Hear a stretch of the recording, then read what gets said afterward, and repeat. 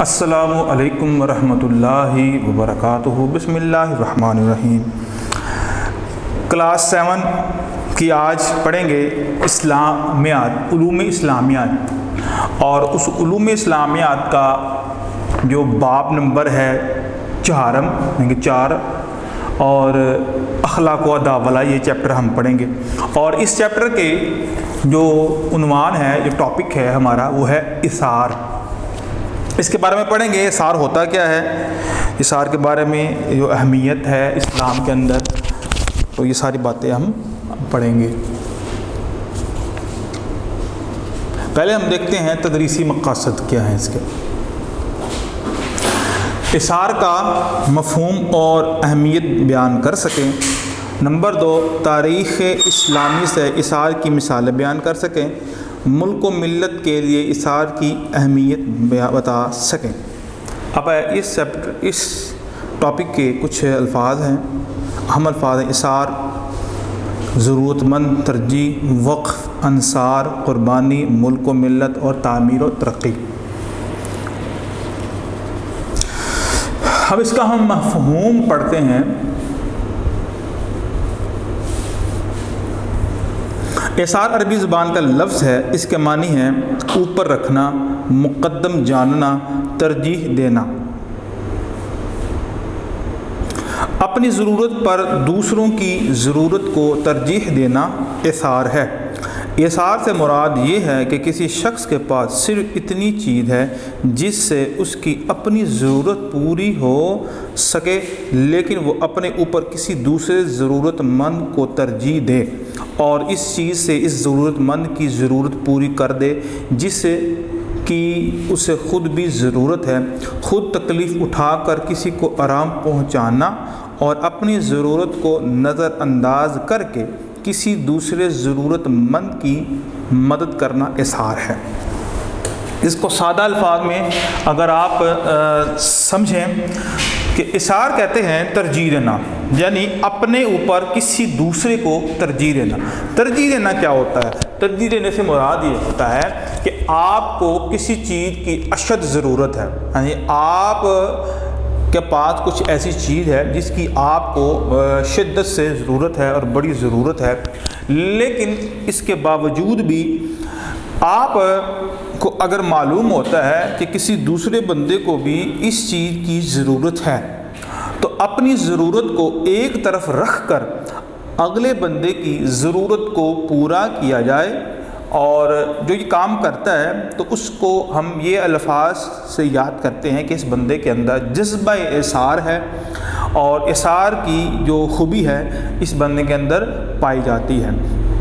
تو اپنی ضرورت کو، اپنی طلب کو ایک طرف رکھ کر اور اپنی طلب کو فراموش کر کے، اگر وہ طلب بھوک کی ہے یا پیسے کی ہے یا کوئی بھی چیز کی ہے، تو دیکھنا کہ ہو سکتا ہے مجھ سے زیادہ بھی کوئی ضرورت مند ہو، تو اس بات کو چھوڑ کر کہ یہ چیز میری ہے، یہ بڑی اہم اس میں بات ہے کہ اس بات کو فراموش کر کے کہ یہ چیز میری ہے، اپنے مسلمان بھائی کے لیے یہ جذبہ رکھنا کہ ہو سکتا ہے کہ اس بندے کو مجھ سے زیادہ ضرورت ہو، تو لہذا وہ شخص اگر اپنی چیز کو کسی دوسرے کو دے دیتا ہے تو ایسا جو کرنا ہوتا ہے تو اس کو ہم کیا کہتے ہیں؟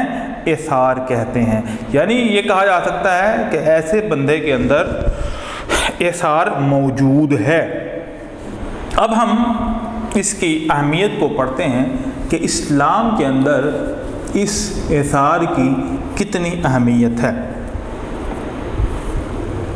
اسلام میں اثار کی اہمیت، اثار اللہ تعالیٰ اور اس کے رسول صلی اللہ علیہ وسلم کی پسندیدہ صفت ہے۔ اثار ایک ایسا جذبہ ہے جو خود تکلیف برداشت کر کے دوسروں کے کام آنے کا سبق دیتا ہے۔ مومنین کی یہ خاص صفت ہے کہ یہ اپنی ضرورت پر دوسروں کی ضرورت کو مقدم سمجھتے ہیں اور ایثار سے کام لیتے ہیں۔ قرآن مجید میں اللہ تعالیٰ نے ان کی اس صفت کو خاص طور پر بیان فرمایا ہے۔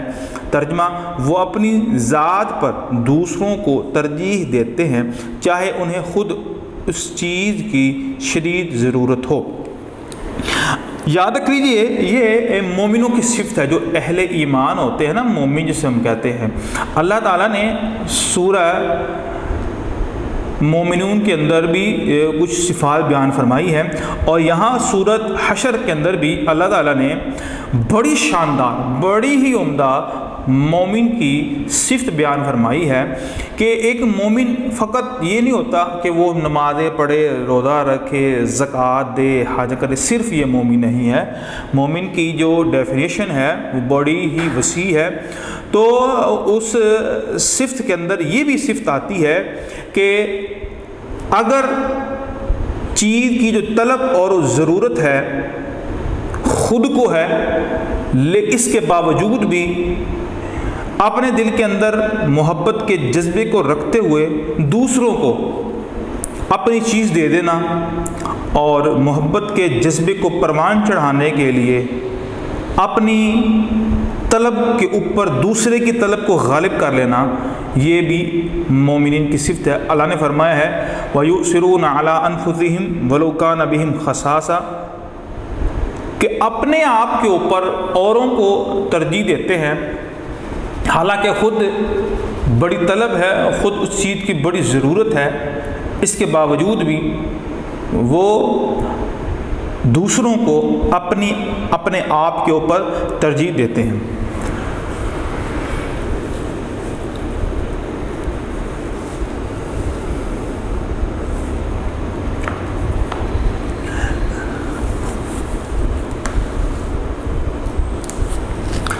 ایمان کا اعلیٰ ترین درجہ یہ ہے کہ انسان کو کوئی چیز اپنے لیے پسند ہو اور اسے اس کی ضرورت بھی ہو، لیکن کوئی دوسرا ضرورت مند اس چیز کے لیے سوال کرے تو اپنی پسند اور ضرورت کو پس پش ڈال کر وہ چیز اس ضرورت مند کو دے دی جائے۔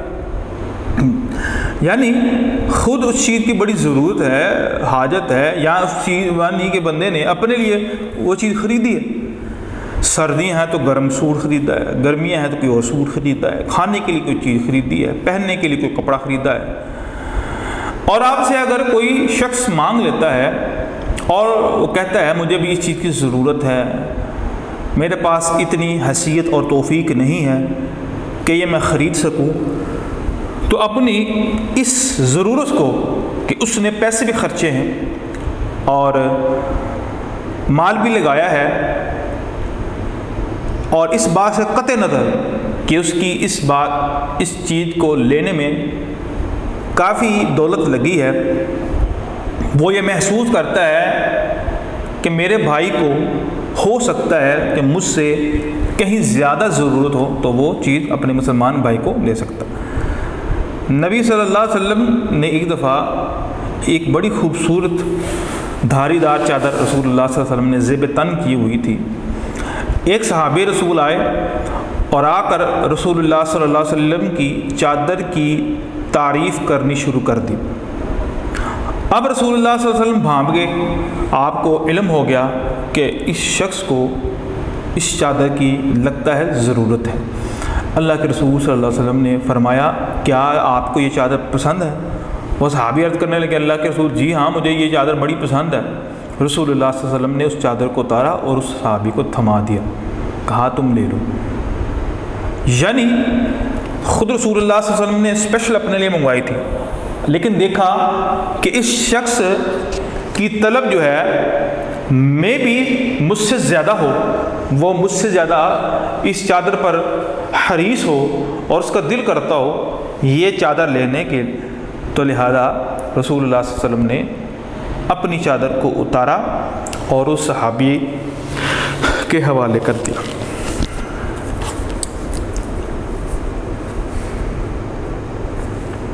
حضرت محمد صلی اللہ علیہ وسلم کی ذات مبارکہ اثار کا اعلیٰ اور کامل نمونہ تھی۔ نبی کریم صلی اللہ علیہ وسلم نے دوسروں کی مدد کرنے والوں کے بارے میں ارشاد فرمایا۔ ترجمہ کیا ہے؟ جو شخص اپنے بھائی کی ضرورت پوری کرنے میں مصروف رہتا ہے، اللہ اس کی ضروریات پوری کرتا ہے۔ حدیث آتی ہے اللہ فی عون العبد ما کان العبد فی عون اخی، کہ اللہ بھی ایسے بندوں کی ضرور مدد کرتا ہے اور ہر وقت مدد میں رہتا ہے جب تک وہ شخص اپنے مسلمان بھائی کی مدد کرتا ہے، اس کی ہیلپ کرتا ہے، اس کی ضرورت کو پورا کرتا ہے، اپنی ضرورت کو چھوڑ کر اپنے مسلمان بھائی کی ضرورت کو ترجیح دیتا ہے۔ تو جب یہ کام کرتا ہے تو پھر یاد رکھ لیجئے اس کام کرنے والے کے لیے اللہ کی نصرت اور اللہ کی مدد آ جاتی۔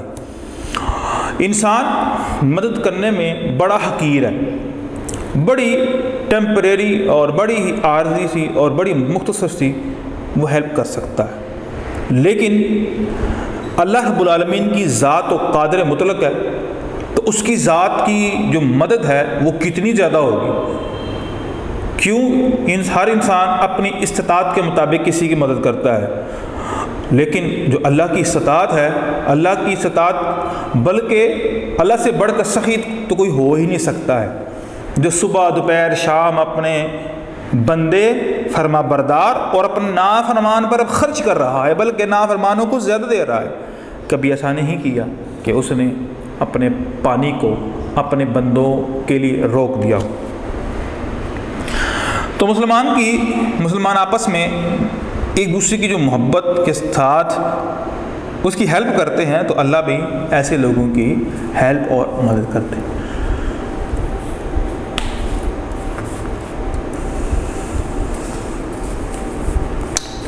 تاریخ اسلام سے اثار کی مثالیں۔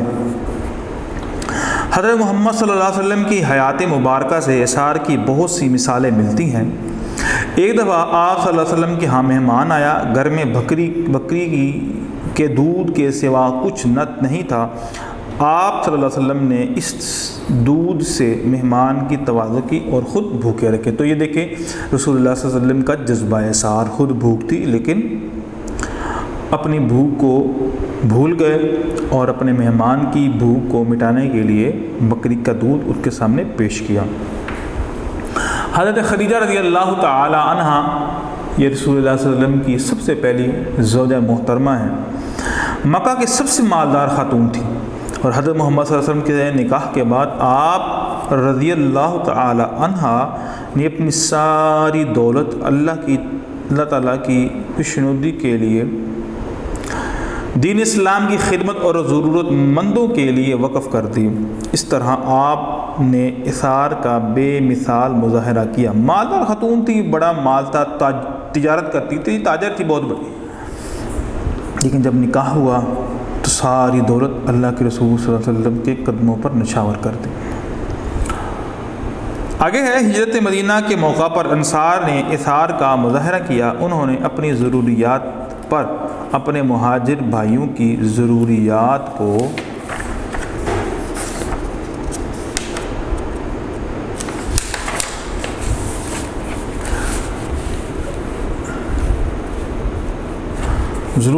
کو ترجیح دی، انہیں اپنی ہر چیز میں حصہ دار بنایا اور ان کی ہر ممکن مدد کی۔ جب مسلمان مکہ چھوڑ کر مدینہ آئے نا، تو جو ہجرت کرنے والے تھے ان کے پاس کوئی پیسہ نہیں تھا، اور 100-200 کے قریب جب وہ ہجرت کر کے مدینہ تشریف لائے، اب ان کے پاس نہ کوئی کاروبار تھا، نہ بینک بیلنس، نہ کوئی پیسہ، کچھ بھی نہیں تھا۔ اور وہاں پر رسول اللہ صلی اللہ علیہ وسلم نے انصار اور مہاجرین کے درمیان اخوت اور بھائی چارہ قائم کیا، تو ہر ایک صحابی کو دوسرے کا بھائی بنا دیا، اور حتیٰ کہ انہوں نے اثار کا ایسا زبردست مظاہرہ کیا کہ اپنی جائیدادیں بھی ان کے حوالے کر دیں، روپیہ پیسہ کاروبار سب میں اپنے مسلمان بھائی کو شریک کر لیا۔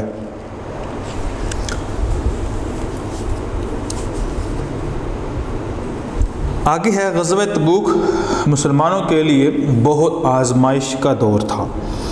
ان دنوں مسلمانوں کی مالی حالت ٹھیک نہیں تھی، اس لیے نبی کریم صلی اللہ علیہ وسلم نے جہاد کی تیاری کے لیے مسلمانوں سے مالی مدد کا مطالبہ فرمایا۔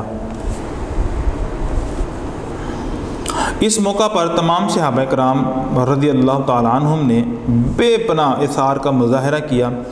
حضرت عمر رضی اللہ تعالیٰ عنہ اپنے گھر کا آدھا سامان لے آئے، حضرت ابو بکر رضی اللہ تعالیٰ عنہ اپنے گھر کا سارا سامان لے کر بارگاہ نبوی میں حاضر ہوئے، اور حضرت عثمان رضی اللہ تعالیٰ بہت سارا مال سارا سامان دیا۔ ابو عقیل انصاری نے کے پاس فی سبیل اللہ دینے کے لیے کچھ نہ تھا۔ ان کا اثار دیکھیے کہ رات بھر انہوں نے ایک یہودی کے باغ میں مزدوری کی، صبح کھجوروں کی صورت میں جو اجرت ملی اس میں سے کچھ کھجوریں اپنے گھر والوں کو دے آئے اور باقی کھجوریں حضور اکرم صلی اللہ علیہ وسلم کی خدمت میں پیش کر دیں۔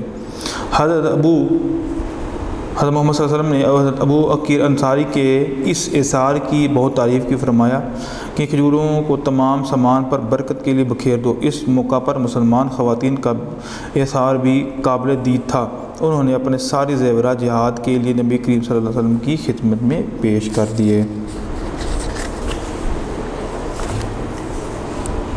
تو لہذا ہمیں اس واقعے سے کیا سبق ملتا ہے کہ جنگ کے میدان میں بھی صحابہ کرام نے اثار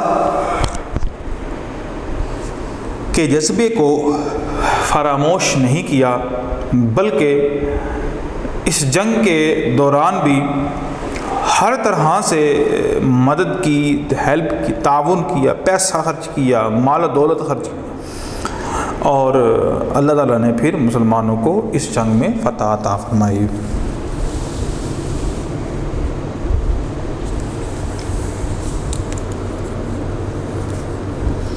مسلمانوں کے اثار و قربانی کی ایک مثال جنگ یرموک میں بھی ملتی ہے۔ اس جنگ میں مسلمانوں کو فتح ہوئی تھی۔ میدان جنگ میں زخمیوں کو پانی پلانے کا انتظام کیا گیا۔ پیالے میں پانی لے کر ایک شخص حضرت اکرمہ رضی اللہ تعالیٰ عنہ کے پاس گیا۔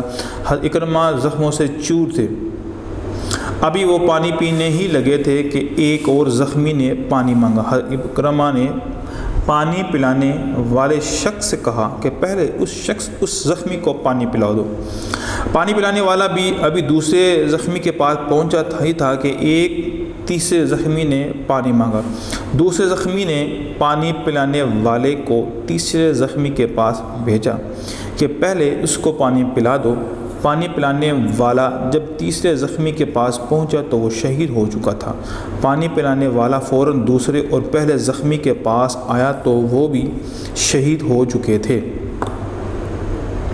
یعنی پانی کی طلب خود بھی تھی، پیاس بھی لگی ہوئی تھی، جسم پر زخم بھی لگے ہوئے تھے، لیکن اثار کا جذبہ دیکھیے کہ پانی ابھی اپنے لبوں کے اوپر رکھا ہی ہے، آواز آئی کہیں سے کہ پانی مجھے بھی ضرورت ہے اس کی، تو اکرمہ نے کہا کہ پانی اس شخص کی طرف لے جاؤ جس کی آواز ابھی آئی ہے، ہو سکتا ہے اس کو مجھ سے زیادہ ضرورت ہو، چلو ایک گھونٹ لگا کر آگے پانی بھیجے تھے، لیکن نہیں، وَيُؤْثِرُونَ عَلَىٰ أَنفُسِهِمْ، فرمایا اپنے آپ پر اوروں کو ترجیح دیتے ہیں۔ تو لہذا آگے پانی کا پیالہ بیچتے گئے اور خود بھوکے اور پیاسے ہی اس دنیا سے چلے گئے، خود پانی نہ پیا، اپنے مسلمان بھائی کے لیے پانی کو وقف کر دیا۔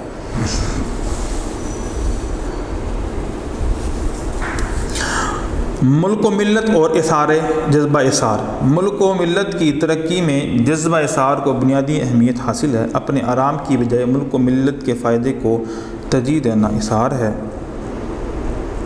سچا مسلمان وہ ہے جو ملک و ملت کے فائدے اور ترقی کے لیے اپنی ضروریات کو قربان کرے۔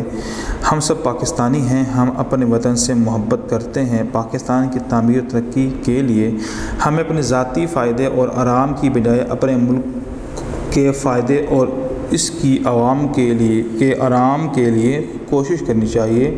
ہمیں چاہیے کہ اچھے پاکستانی ہونے کی حیثیت سے ہم اپنے ملک کی تعمیر و ترقی کے لیے اپنے اندر جذبہ اثار پیدا کریں۔ تو یہ باتیں ہیں جو ہم نے پیچھے پڑھی ہیں، تو ان باتوں کا خلاصہ بھی یہ نکلا ہے کہ ہم اپنے ملک و قوم کی ترقی کے لیے اور اس کو پروان چڑھانے کے لیے اور اس کے فائدے کے لیے اپنے اندر اس جذبے کو ہم نے لانا ہوگا، اور جب تک یہ جذبہ ایک مسلمان کے اندر نہیں آئے گا وہ کبھی بھی ترقی کی راہ پر گامزن نہیں ہو سکتا ہے، اور وہ شخص جو اپنا فائدہ سوچتا ہے اور دوسروں کا نقصان سوچتا ہے، گویا کہ وہ ملک و ملت کا نقصان سوچتا ہے، اور جو شخص ملک و ملت کا فائدہ سوچتا ہے وہی انسان سب سے بہتر ہے، اور جو اس کا نقصان سوچتا ہے تو وہ بھی تباہی کا باعث بنے گا، وہ خود بھی نہیں بچے گا اور اوروں کو بھی لے ڈوبے گا۔ تو یہ بیٹا ہم نے یہ اظہار کے چیپٹر کی یہ ریڈنگ کی ہے۔ آگے ہم مشقی سوالات کی طرف آتے ہیں۔ اظہار کے لفظی معنی لکھیے۔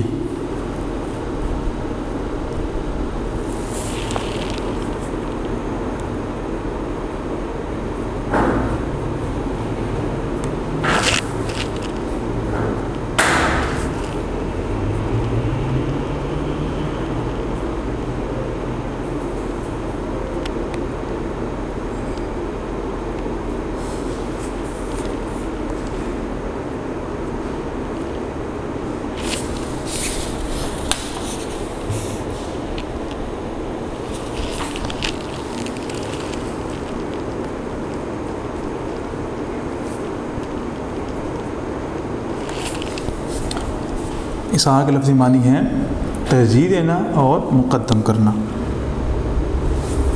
اظہار سے کیا مراد ہے؟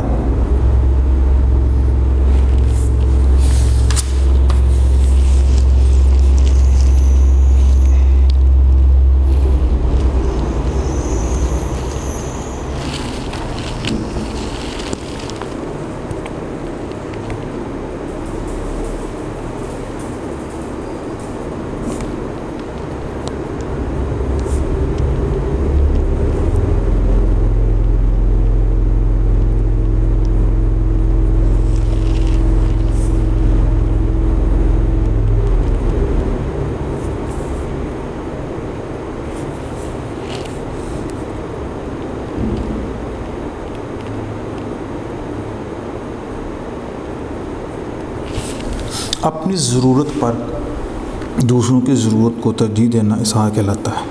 حضرت خدیجہ رضی اللہ تعالیٰ عنہ نے اپنا سارا مال و دولت کس کے لیے وقف کیا؟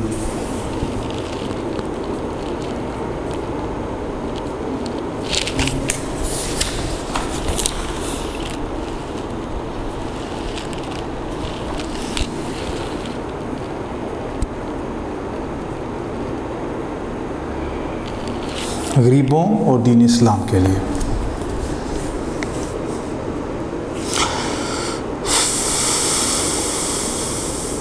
کس غزوہ کے موقع پر مسلمانوں کی مالی حالات ٹھیک نہیں ہوئے؟ مسلمانوں کے مالی حالات جو ہے وہ کس جنگ میں ٹھیک نہیں تھے؟ یہ غزوہ تبوک کے اندر۔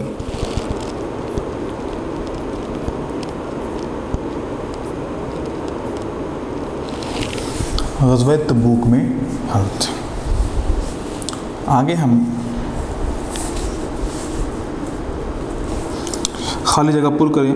اپنی ضرورت پر دوسرے کی ضرورت کو ترجیح دینا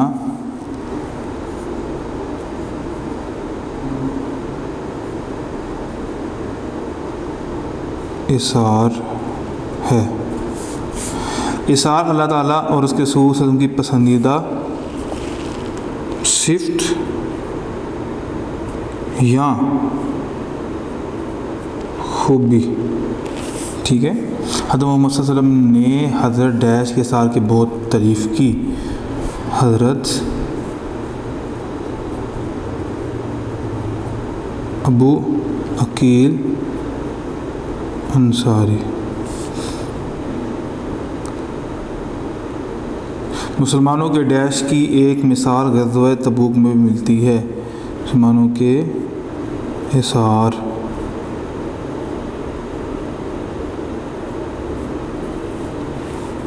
مومنین کی یہ خاص صفت ہے کہ اپنی ضروریات پر دوسروں کی ضروریات کو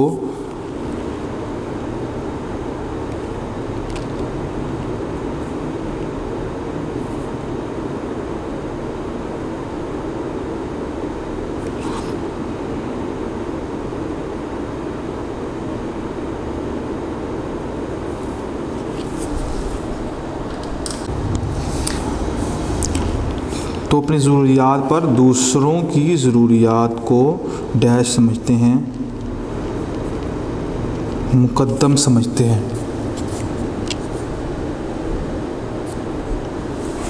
ملک کو ملت کی ترقی میں ڈیش کو بنیادی اہمیت حاصل ہے۔ جذبہ اثار، ٹھیک ہے، اس کو بیٹا آپ نوٹ کر لیں۔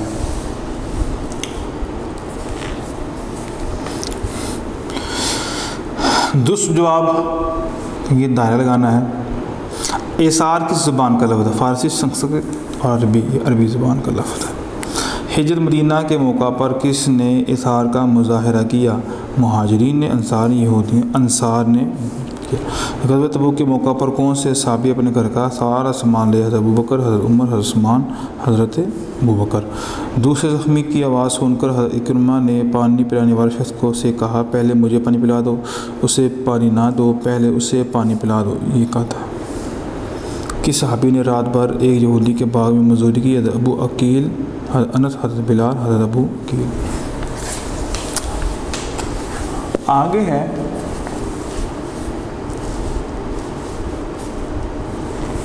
خود تکلیف اٹھا کر کسی کو آرام پہنچانا اور اپنی ضروریات کو نظر انداز کر کے کسی دوسرے مند کی مدد کرنا اثار ہے۔ جی بالکل اثار ہے۔ ایک دفعہ آپ صلی اللہ علیہ وسلم کے ہاں مہمان آیا تو گھر میں اونٹنی کے دودھ کے سوا کچھ نہ تھا، بکری کی۔ آپ صلی اللہ علیہ وسلم نے دودھ سے مہمان کی توجہ کی اور خود بھوکے رہے۔ پاکستان کی تعمیر و ترقی کے لیے ہمیں اپنے ذاتی فائدے کو ترجیح دینی چاہیے۔ غلط، ہمیں چاہیے کہ اچھے پاکستانی ہونے کی حیثیت ہے ہم اپنے ملک کی تعمیر و ترقی کے لیے اپنے اندر جذبہ اثار پیدا کریں۔ بالکل۔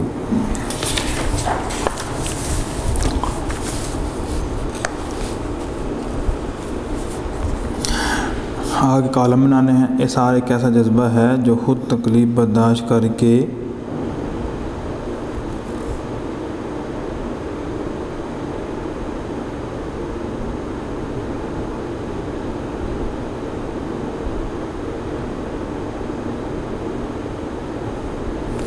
دوسروں کے کام آنے کا سبق دیتا ہے۔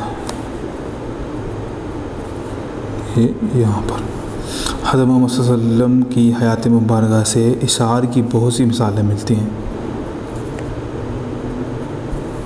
حضرت خدیجہ رضی اللہ تعالیٰ عنہ نے اپنی ساری دولت اسلام کی ترقی اور ضرورت مندوں کی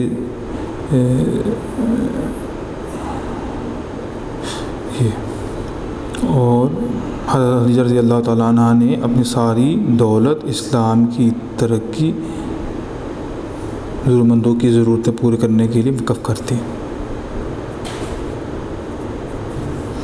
غزوہ تبوک کے موقع پر خواتین نے اپنے سارے زیورات جہاد کے لیے نبی کریم صلی اللہ علیہ وسلم کی خدمت میں پیش کر دیے۔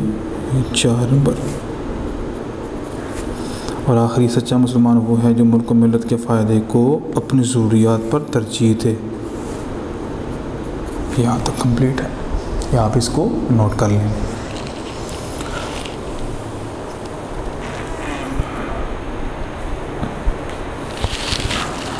آگے تفصیلی جوابات ہیں اثار کا مفہوم۔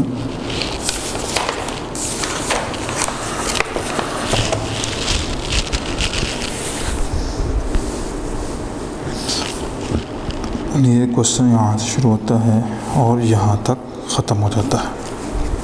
اس عربی زبان کا لفظ کے لفظی معنی اوپر رکھنا ہے، مقدم جانا، ترجیح دینا، یہاں تک آپ نے تکلیف اٹھا کر کسی دوسرے مند کی مدد کرنا اثار ہے، یہاں تک آپ نے کمپلیٹ کرنا ہے۔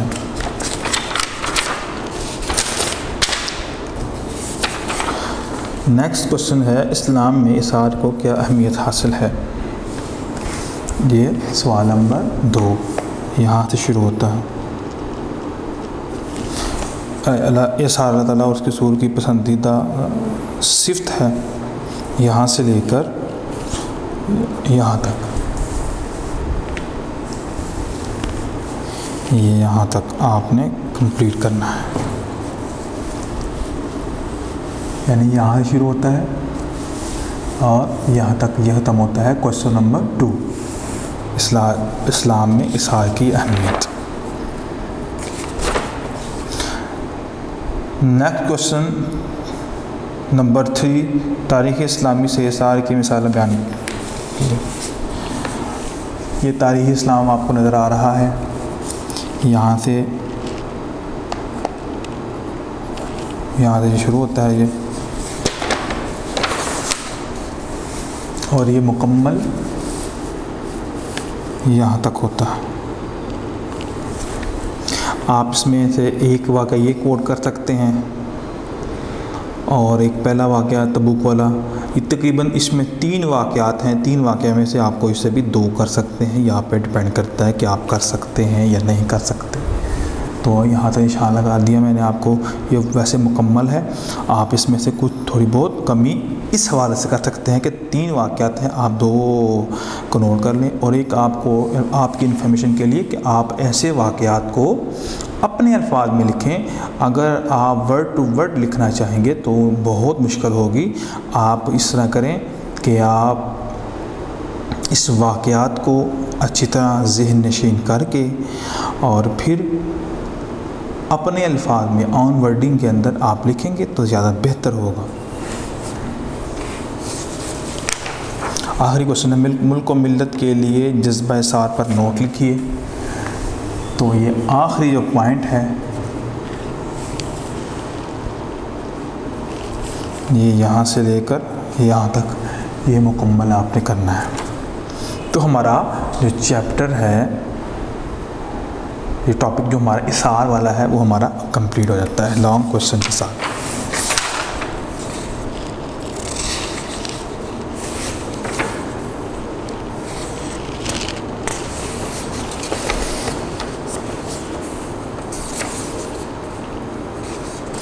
نیکسٹ ہمارا جو چیپٹر ہے وہ ہے حقوق العباد۔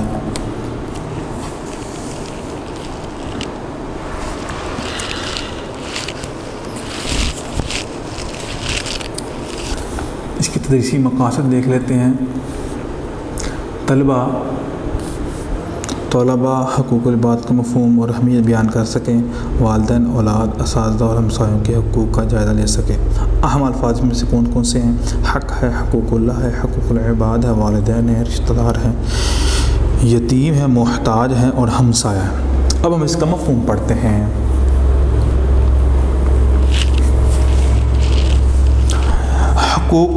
حق کی جمع ہے، اس کے لفظی معنی ہے ذمہ داری، واجب، صلہ اور معاوضہ۔ العباد عبد کی جمع ہے، اس طرح حقوق العباد سے مراد بندوں کے حقوق، ان سے مراد حقوق ہیں جن کا تعلق انسانوں سے ہے، یعنی یہ وہ حقوق کا نام ہے کہ جو انسان بندوں کے حقوق کو ادا کرتا ہے، اور اس میں تمام انسان مراد ہیں کہ تمام انسانوں کے حقوق، کچھ اللہ کے حق ہیں، کچھ بندوں کے حق ہیں، اور کچھ حق جو ہے وہ انسانی جسم کے ہیں۔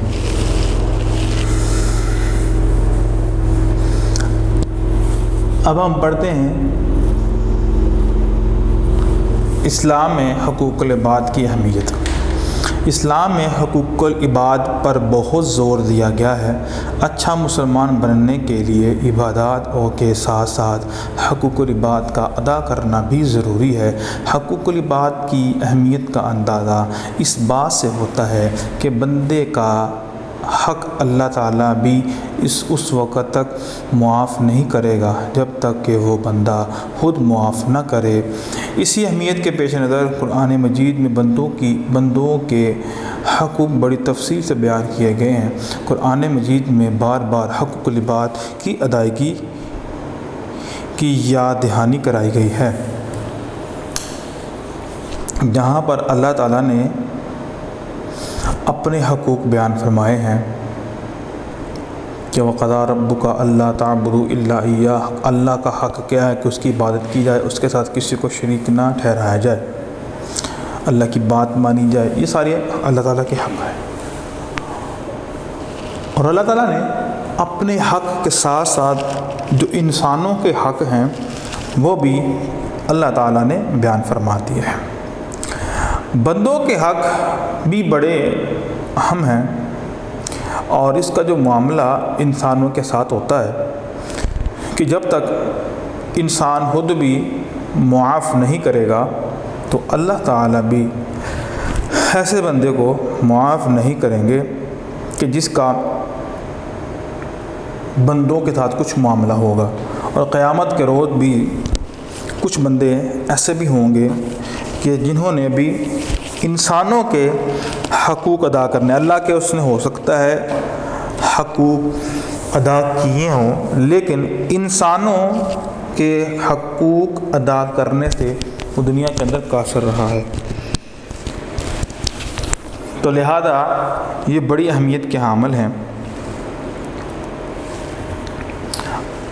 ترجمہ اللہ تعالیٰ کا فرمان ہے، ماں باپ اور رشتہ دار، یتیموں اور محتاج اور رشتہ داروں، ہمسایوں اور اجنبی مسافروں اور پہلو کے ساتھیوں مسافروں اور جو لوگ تمہارے قبضے میں ہو سب کے ساتھ احسان کرو۔ تو یہاں پر اللہ تعالیٰ نے وہ فہرست جاری کر دی کہ آپ نے کن کن لوگوں کے حقوق جو ہیں وہ ادا کرنے ہیں۔ انسان ہونے کے ناطے ان لوگوں کے ساتھ انسان کا ضرور تعلق ہوتا ہے، ضرور واسطہ ہوتا ہے۔ ان میں سب سے پہلے وہ انسان کے ماں باپ ہیں کہ اس کے ساتھ انسان کی جو زندگی ہے وہ گزرتی ہے ماں باپ کے ساتھ، تو سب سے پہلے ماں باپ کے حق ہیں، اور اس کے بعد جو قریبی آپ کے رشتہ دار ہیں جن کے ساتھ خونی تعلق ہے ان کے حق ہیں، پھر اس کے بعد کوئی یتیم ہے اس کا حق ہے، اور اس کے بعد کوئی اگر ضرورت مند ہے اور یتیم ہے، مسکین، جو بھی ہمارے معاشرے کے اندر ان لوگوں کی جو فہرست ہوتی ہے، تو ان لوگوں کے جو حق ہیں وہ بھی ادا کرنے ہیں۔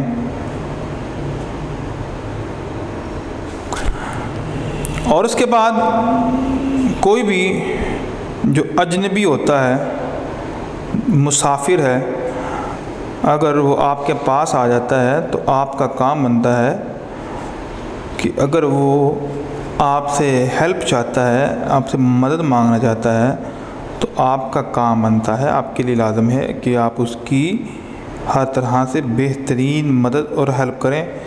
اگر پیسے کا بھی معاملہ آئے تو آپ اس میں بھی کوئی کنجوسی نہ کریں، اور وہ لوگ جو تمہارے قبضے میں غلام وغیرہ ان کے بھی حقوق ادا کرنے ہیں۔ تو عرب کے معاشرے کے اندر کیا ہوا کرتا تھا، غلاموں کے حقوق ادا نہیں کیے جاتے تھے، تو یہاں پر اسلام نے ہمیں ان لوگوں کے حقوق ادا کرنے کا حکم دیا ہے جو آپ کے ماتحت آپ ملازم آپ گھر میں کام کاج کرتے ہیں۔ احادیث رسول صلی اللہ علیہ وسلم میں حقوق العباد کی بہت اہمیت بیان ہوئی ہے۔ اس کے علاوہ حقوق العباد کی ادائیگی کے سلسلے میں آپ صلی اللہ علیہ وسلم نے واضح اور تفصیلی ہدایت دی ہیں۔ مثال کے طور پر آپ صلی اللہ علیہ وسلم نے ایک بار ارشاد فرمایا، ایک مسلمان کے دوسرے مسلمان پر 5 حق ہیں۔ سلام کا جواب دینا، بیماری کی حالت میں اس کی عیادت کرنا، جنازے کے ساتھ جانا، دعوت قبول کرنا، چھینک کا جواب دینا۔ تو یہ کچھ حق ہیں مسلمان کے دوسرے مسلمان کے اوپر، یہ ان کا خیال بھی رکھنا چاہیے اور ان حقوق کو ادا بھی کرنا چاہیے۔ کچھ لوگ ایسے ہوتے ہیں جو اپنی زندگی جیتے ہیں اور ان کو کسی دوسرے کی زندگی کے ساتھ کوئی تعلق نہیں ہوتا ہے، کوئی ناطہ نہیں ہوتا ہے، اور ایسے ہی اپنی وہ زندگی گزارتے جاتے ہیں۔ تو لہذا ہمیں ان باتوں کا بھی خاص خیال رکھنا ہے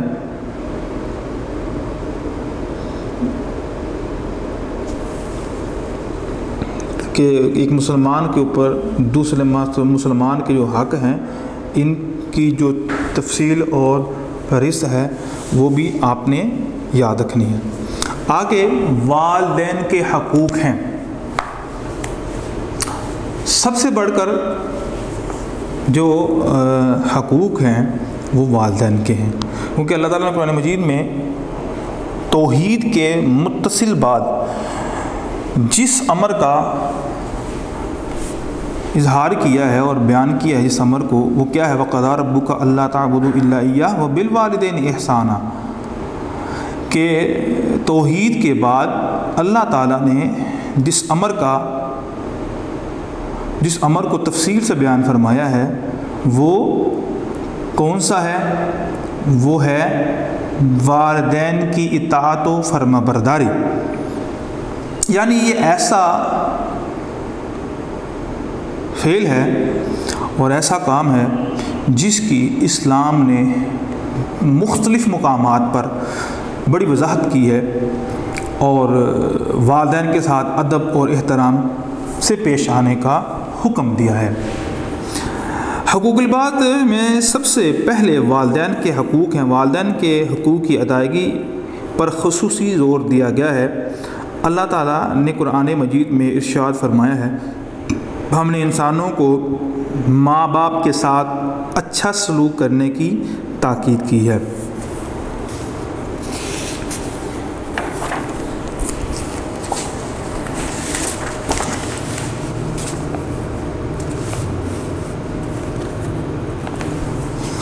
اولاد پر والدین کے بے شمار احسانات ہیں۔ والدین خود تکلیفیں برداشت کر کے اپنے بچوں کی پرورش اور تربیت کرتے ہیں، لہذا والدین کا یہ حق ہے کہ ان کی خدمت کی جائے، انہیں ہر طرح کا آرام پہنچایا جائے، ان کے ادب و احترام میں کوئی کوتاہی نہ کی جائے۔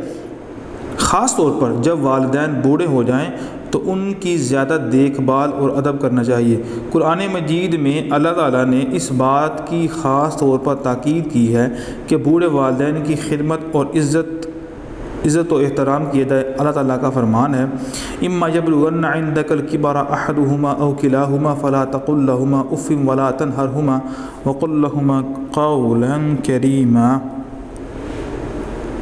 اگر ان والدین میں سے ایک یا دونوں تمہارے سامنے بڑھاپے کو پہنچ جائیں تو انہیں اف تک نہ کہنا اور نہ انہیں جھڑکنا اور ان کے ساتھ ادب سے بات کرنا۔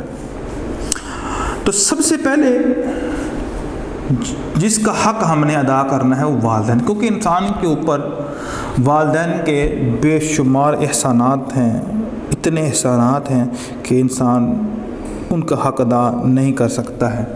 انسان کبھی سوچ بھی نہیں سکتا ہے کہ اپنے والدین کے جو حقوق ہیں وہ اس کو ادا کر پائے، تو انسان کے بس کی بات ہی نہیں۔ لیکن انسان کو ہر دم ہر لحظہ یہی کوشش کرنی چاہیے کہ والدین کے ساتھ اور والدین کے سامنے ان کا ادب، ان کا احترام اور ہر طرح سے ان کی رسپیکٹ کرنا اور ان کے سامنے ادب کے ساتھ پیش آنا اور کبھی بھی توہین امیز الفاظ سے ان سے مخاطب نہ ہونا۔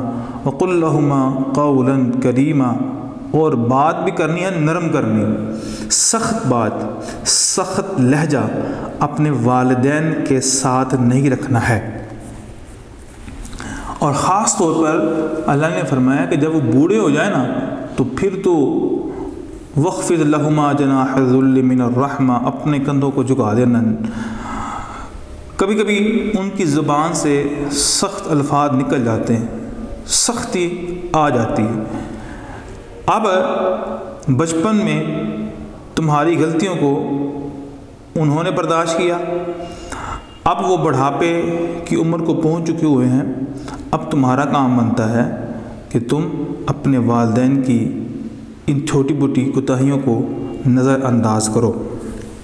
احادیث رسول صلی اللہ علیہ وسلم میں والدین کی خدمت اور ان کے حقوق ادا کرنے کی بہت اہمیت بیان ہوئی ہے۔ نبی کریم صلی اللہ علیہ وسلم نے فرمایا، وہ شخص ذلیل ہو گیا، وہ شخص ذلیل ہو گیا، وہ شخص ذلیل ہوا جو اپنے والدین میں سے کسی ایک یا دونوں کو بڑھاپے میں پائے پھر بھی جنت میں داخل نہ ہو۔ کتنی بڑی اہم بات ہے جس کا ہم قطعی خیال نہیں رکھتے ہیں۔ ہمیں جس کی زندگی میں اس کے والدین حیات زندہ اور ان کے سامنے ہوتے ہیں، اس کے باوجود بھی وہ اللہ کو راضی نہ کر سکے، تو ایسا شخص ذلیل و خوار ہو جائے گا۔ والدین کی نافرمانی کرنا بہت بڑا گناہ ہے۔ نبی کریم صلی اللہ علیہ وسلم نے والدین کی نافرمانی کو گناہ کبیر میں شامل فرمایا ہے۔ آپ صلی اللہ علیہ وسلم کا ارشاد پاک ہے، اللہ کے ساتھ کسی کو شریک بنانا، والدین کی نافرمانی کرنا اور جھوٹ بولنا سب سے بڑے گناہوں میں سے ہے۔ تو یہ والدین کے حقوق یہاں تک یہ ختم ہوئے ہیں۔ آگے ہم پڑھتے ہیں اولاد کے حقوق۔ اولاد کے حقوق کیا ہیں؟ پہلے تو سب سے پہلے اولاد کے لیے اس کے والدین کے حقوق ہیں۔ تو اولاد پر جو والدین کے جو حقوق ہیں وہ ہم نے پڑھے ہیں کہ کس طرح ان حقوق کو پورا کیا جائے، والدین کے ساتھ ادب سے پیش آیا جائے۔ یہ ساری باتیں ہم نے آپ کے سامنے شیئر کر دی ہیں۔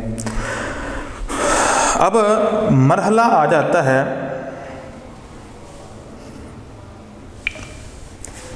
کہ اولاد کو اپنے والدین کے سامنے کس طرح آنا چاہیے، کس طرح رہنا چاہیے، کیسے والدین کو بھی چاہیے کہ کس طرح اپنی اولاد کا ادب و احترام کرے، ان سے پیار شفقت کرے۔ جس طرح والدین کے حقوق ہیں اسی طرح اولاد کے بھی کچھ حقوق ہیں۔ اولاد کا حق ہے کہ ان سے محبت کی جائے۔ اسلام میں اولاد کو قتل کرنا بہت بڑا گناہ ہے۔ اللہ تعالیٰ نے اس برے فعل سے منع فرمایا ہے، وَلَا تَقْتُلُوا أَوْلَادَكُمْ خَشْيَةَ إِمْلَاقٍ نَحْنُ نَرْزُقُهُمْ وَإِيَّاكُمْ، اور اپنی اولاد کو مفلسی کے خوف سے قتل نہ کر، کیونکہ ان کو اور تم کو ہم ہی رزق دیتے ہیں۔ رزق کی ذمہ داری کس کے ذمہ ہے؟ اللہ تعالیٰ کے ذمہ۔ تو پھر اولاد کو قتل کرنا، اولاد کو موت کے گھاٹ اتارنا اس ڈر سے کہ ہمارے حالات ٹھیک نہیں ہیں، جو بارشیں کروا دیتی ہیں عورتیں، بچہ ضائع کروا دیتی ہیں اس غرض سے، یا اپنی اولاد کو ہی مروا دیتی ہیں اس غرض سے کہ مجھ سے میرے بیٹے کی بھوک نہیں دیکھی جاتی۔ بڑے اس طرح کے معاملات ہمارے سامنے ہیں، تو فرمایا اولاد کو قتل نہ کرو۔ نبی کریم صلی اللہ علیہ وسلم نے اولاد کے قتل کو بہت بڑے گناہوں میں شمار کیا۔ اولاد کا یہ حق ہے کہ ان کی تعلیم و تربیت اسلامی لحاظ سے کی جائے، انہیں ادب اور تہذیب سکھائی جائے۔ محمد کا ارشاد ہے، باپ اپنی اولاد کو جو کچھ دیتا ہے اس میں سب سے بہترین تحفہ اس کی اچھی تعلیم و تربیت ہے۔ آگے ہے، اولاد کے درمیان کسی قسم کی تفریق نہیں کرنی چاہیے۔ عموماً کچھ ایسے والدین بھی معاشرے کے اندر موجود ہیں کہ جن کا جو رجحان ہوتا ہے وہ فقط اپنی ایک اولاد کے اوپر ہوتا ہے۔ ساری محبتیں، ساری مودت، سارا چاہت اپنی ایک اولاد سے ہی ہوتا ہے، اور اسی پر ساری محبتیں قربان کر دیتے ہیں، اور باقی جتنے بھی بچے ہوتے ہیں ان میں سے کسی بچے کا کوئی حق جو ہے وہ ادا نہیں کیا جاتا ہے۔ تو والدین کی طرف سے بھی کچھ کوتاہی ہیں، تو یہ تفریق نہیں کرنی چاہیے۔ بیٹی ہو یا بیٹا، دونوں کو ایک جیسی محبت اور توجہ دینا ان کا حق ہے۔ نبی کریم صلی اللہ علیہ وسلم کے ارشاد کے مطابق اس شخص کو اللہ تعالیٰ جنت میں داخل کرے گا جو اپنی بیٹی کو حقیقی نہیں جانتا اور نہ بیٹے کو اس کے مقابلے میں زیادہ بہتر خیال کرتا ہے۔ چھوٹی چھوٹی باتوں پر بچوں کو ڈانٹ ڈپٹ نہیں کرنی چاہیے، ان کے ساتھ پیار محبت سے پیش آنا چاہیے۔ کچھ والدین کا جو مزاج ہوتا ہے، خاص طور پر والد کا، وہ بڑے سخت مزاج اور اکھڑو مزاج ہوتے ہیں۔ وہ بچوں کی چھوٹی چھوٹی غلطیوں پر ان کے سرزنش کر دیتے ہیں، ان کو ڈانٹ دیتے ہیں، ان کو پیٹ دیتے ہیں۔ تو بچہ اگر اسی ماحول میں اگر وہ بڑا ہوتا ہے تو پھر اس نے کیا سیکھا؟ ساری زندگی مار پیٹ۔ اب جو اس نے بچپن میں سیکھا وہی اس کے ساتھ ساری زندگی چلے گا، ساری زندگی اس کے ساتھ رہے گا۔ تو بچے کے اندر یہ جو پیار والا ایلیمنٹ ہے یہ زیادہ ہونا چاہیے تاکہ معاشرے کے لیے بھی یہ بچہ بہترین انسان اور مثبت انسان ثابت ہو۔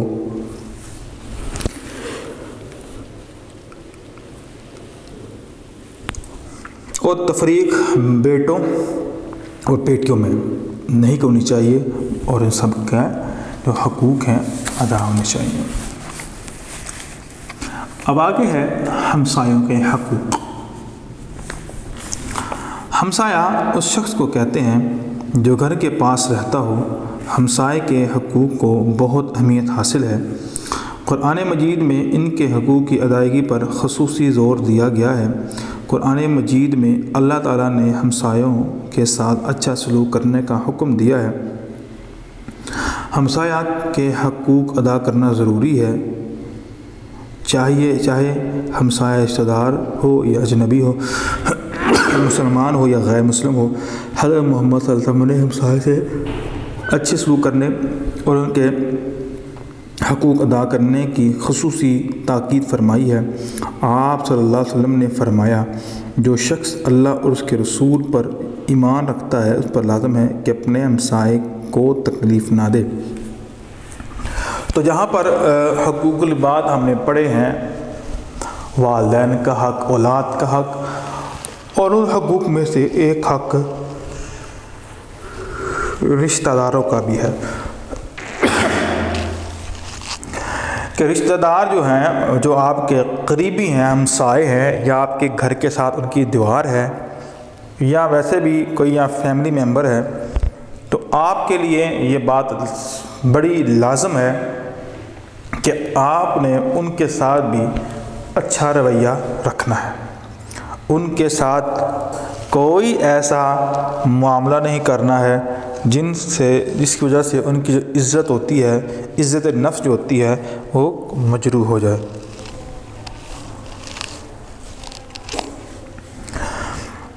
کیونکہ اسلام نے ہمسایوں کے بڑے زیادہ حقوق بیان فرمایا، اور رسول اللہ صلی اللہ علیہ وسلم نے تو یہاں تک فرما دیا کتنے زیادہ ہمسایوں کے حق ہیں۔ کہیں مجھے یہ ڈر رہا ہو گیا کہیں ہماری وراثت کے اندر شامل نہ ہو جائے، تو فرمایا کہ جو اللہ اور اس کے رسول پر یقین اور ایمان رکھتا ہے تو فلیکرم، یہاں پر فرمایا فلیکرم ضیفہ ہو، کہ اپنے مہمان کی مہمانوازی کرنی ہے، اچھا بولنا ہے۔ وہاں پر فرمایا ہمسایوں کو تکلیف نہیں دینی ہے، ہمسایوں کے حقوق ادا کرنے ہیں۔ ایک روایت میں آیا ہے کہ حضرت جبریل اسلام کے پاس حضرت محمد صلی اللہ علیہ وسلم کے پاس حاضر ہوئے اور حضور صلی اللہ علیہ وسلم کو ہمسائے کے حقوق کے بارے میں بتانا شروع کیا، اور اس انداز میں بتایا کہ حضرت محمد صلی اللہ علیہ وسلم کہ حضرت عائشہ روایت کرتی ہیں کہ رسول اللہ صلی اللہ علیہ وسلم نے فرمایا کہ جبریل مجھے ہمسائے کے حقوق کے بارے میں وصیت کرتے رہے، یہاں تک کہ مجھے خیال ہوا کہ وہ اسے ترکے کا یعنی وارث بھی بنا دیں گے۔ صحیح بخاری شریف کی یہ روایت ہے، یعنی کتنے زیادہ ہمسائے کے حقوق ہیں۔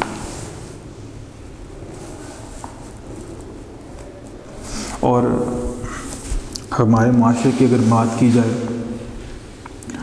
شاید کہ گھر ایسا ہو جو اپنے ہمسائے کی تکلیفوں سے بچا ہوا ہو اور اس کا ہمسایہ اس کو تنگ نہ کرتا ہو، اور خاص طور پر اگر ہمسایہ کوئی طاقتور ہے، پیسے والا ہے، تو وہ کوئی بھی دقیقہ فروغ گزاشت نہیں کرتا، کوئی کسر نہیں چھوڑتا اپنے ہمسائے کو تنگ کرنے میں، ہر وقت ہر لحظہ وہ اسی کوشش اور کاوش میں رہتا ہے کہ کس طرح اپنے ہمسائے کو میں تنگ کروں۔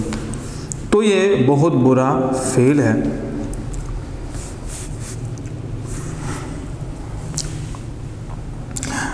آگے ہمسایوں کا یہ حق ہے کہ ان کی جان مال عزت اور آبرو کی حفاظت کی جائے، مشکل میں ان کی مدد کی جائے، ان کو کسی قسم کی کوئی تکلیف نہ پہنچائی جائے، کیونکہ ہمسائے کو تکلیف پہنچانے والے سے اللہ اس کے رسول ناراض ہوتے ہیں۔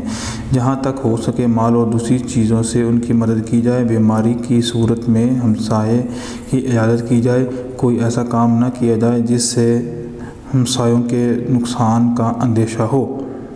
تو یہ ان چیزوں کا بھی خیال رکھنا ہے، ان کے عزت کا، ان کے جان مال کا بھی خیال رکھنا ہے، اور ایسا نہیں کہ وہ اگر آپ کو کوئی چیز سونپ کے گئے ہیں اور آپ کیا کریں، آپ ان کی عدم موجودگی میں ان سب کا خیال نہ رکھیں، تو لہذا یہ بہت غلط بات ہے۔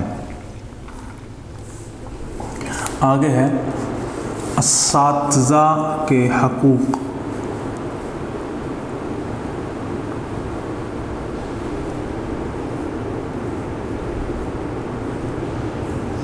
اسلامی معاشرے میں استاد ایک ایسی ہستی ہے جسے بہت بلند اور باعزت مقام و مرتبہ حاصل ہے۔ اساتذہ تعلیم دیتے ہیں، اپنے طالب علموں کی اچھی تربیت کر کے انہیں معاشرے کا اچھا فرد بناتے ہیں، انہیں ادب سکھاتے ہیں۔ یہی وجہ ہے کہ اسلام میں استاد کو بہت اہمیت حاصل ہے۔ حضرت محمد صلی اللہ علیہ وسلم نے اپنے بارے میں ارشاد فرمایا، انما بعثت معلما، کہ بے شک مجھے معلم بنا کر بھیجا گیا۔ اب خود رسول اللہ صلی اللہ علیہ وسلم کے جہاں بہت سے اوصاف ہیں، ان اوصاف کے اندر اللہ کے رسول صلی اللہ علیہ وسلم کا ایک وصف یہ بھی ہے کہ آپ کیا ہیں، آپ بھی استاد ہیں، کیونکہ آپ نے فرمایا کہ انما بعثت معلما، کہ اللہ نے مجھے تو استاد ہی بنا کر بھیجا ہے، میں بھی استاد ہوں، کہ آپ ایک استاد کی طرح اپنی امت کی تعلیم و تربیت کا خیال رکھتے ہیں، آپ ان سے محبت کرتے ہیں، آپ اپنی امت سے پیار کرتے ہیں۔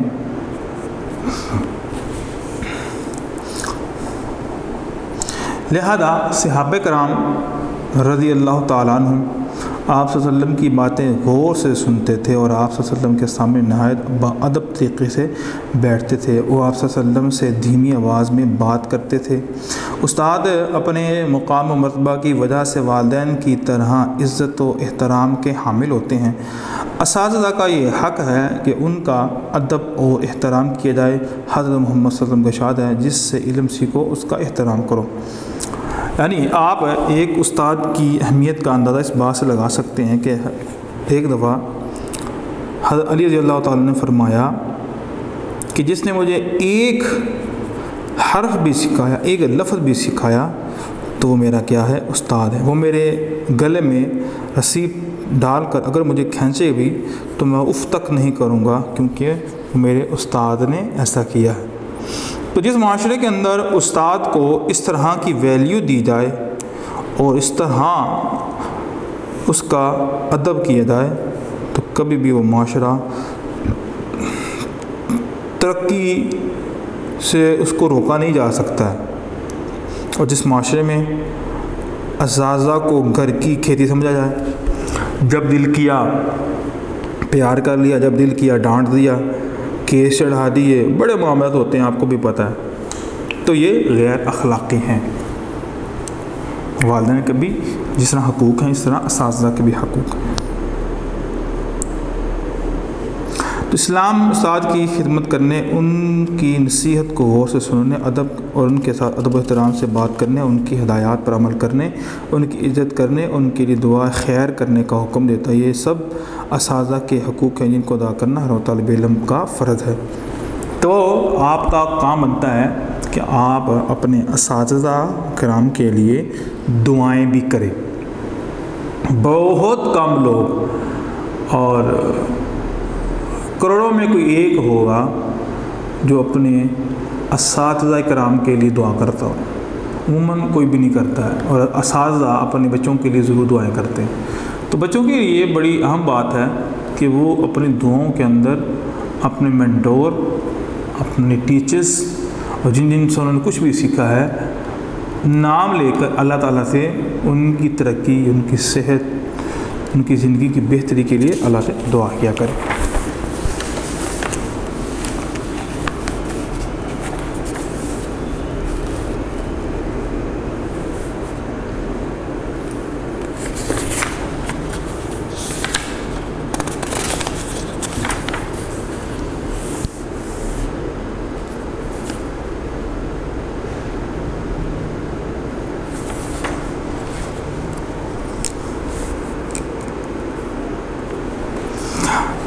آگے ہم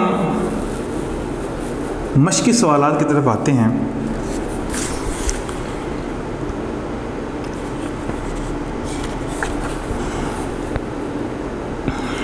سوالات کے مختصر جواب آ رہے ہیں۔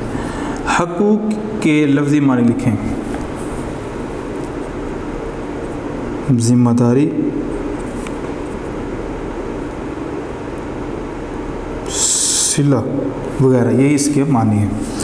حقوق العباد سے کیا مراد ہے؟ اس سے مراد بندوں کے حقوق ہیں۔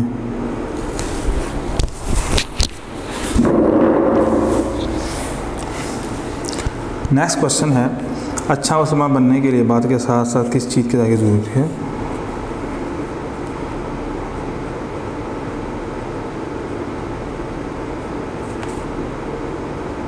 حقوق العباد کی ادائیگی بھی ضروری ہے۔ حقوق العباد کے حوالے سے سب سے زیادہ اہمیت کس کے حقوق کو دی گئی ہے؟ والدین کے۔ سب سے زیادہ والدین کے حقوق کو دی گئی۔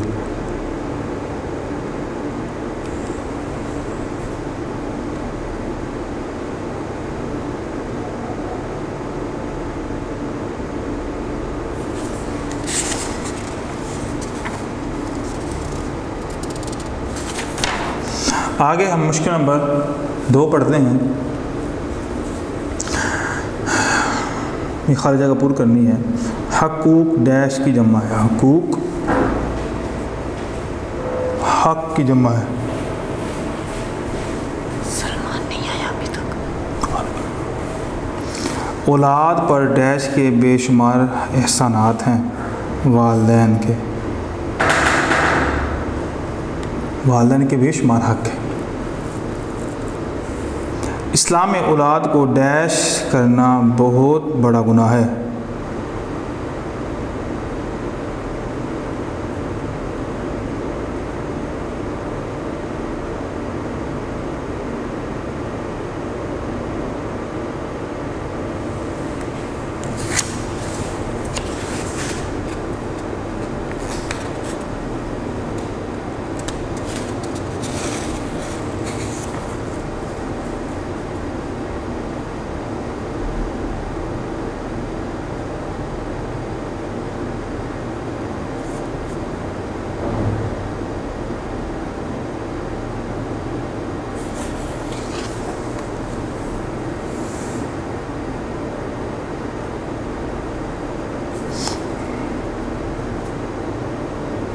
اسلام میں اولاد کو قتل کرنا بہت بڑا گناہ ہے۔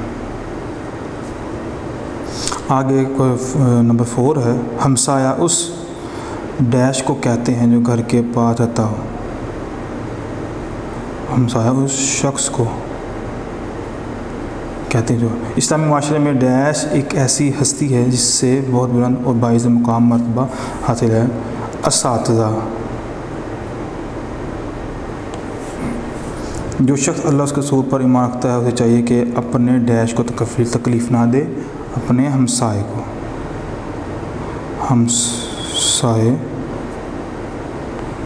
تکلیف نہ دے، بیماری کی صورت میں ہمسائے کی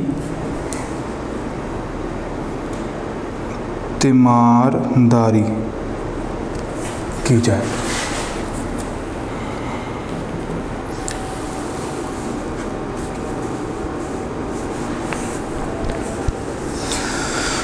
مشق نمبر 3 ہے، درست جواب کے گرد دائرہ لگا کر جملے مکمل کیجیے۔ العباد ڈیش کی جمع ہے، عبد کی جمع ہے، خاص طور پر جب والدین ڈیش ہو جائیں، بوڑھے ہو جائیں۔ نبی کریم صلی اللہ علیہ وسلم نے والدین کی نافرمانی کو کبیرہ گناہ، گناہ کبیرہ، باپ اپنی اولاد کو جو کچھ دیتا ہے ان میں سب سے بہترین تحفہ اچھی تعلیم و تربیت ہے۔ اولاد کے درمیان کسی قسم کی ڈیش نہیں کرنی چاہیے، تفریق نہیں کرنی چاہیے۔ آگے ہے، استاد اپنی مقام و مرتبہ کی وجہ سے والدین کی طرح جس سے علم سیکھو اس کا احترام کرو۔ آگے ٹکراس ہے، حق کے لفظ معنی ذمہ داری اور صلہ کے ہیں، صحیح۔ حقوق کے بعد میں سب سے پہلے اولاد کے حقوق نہیں، اولاد کا یہ حق ہے ان سے محبت کی جائے، بالکل۔ ہمسائے کے ہوئے ان کی جان و مال، عزت آبرو کی حفاظت کی جائے، بالکل۔ صرف مسلمان ہمسائے کے حقوق ادا کرنا فرض ہے، غلط۔ اب مائدہ کالم ہے،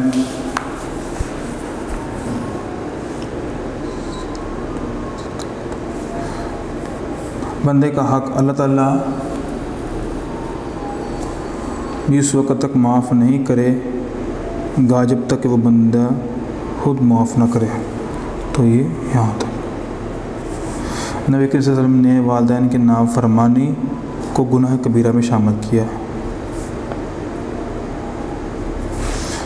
نمبر 3، اولاد کا یہ حق ہے کہ ان کی تعلیم و تربیت اسلامی لحاظ سے کی جائے، انہیں ادب تہذیب سکھائی جائے، کوئی ایسا کام نہ کیا جائے جس سے ہمسایوں کے نقصان کا اندیشہ ہو۔ اساتذہ تعلیم دیتے ہیں، اپنے طالب علموں کی اچھی تربیت کرے، معاشرے کا اچھا فرد بناتے ہیں، تو یہ بیٹا آپ نوٹ کر لیں۔ اب لانگ کوشچن ہے، حقوق العباد سے کیا مراد ہے؟ حقوق العباد کی اہمیت بیان کریں۔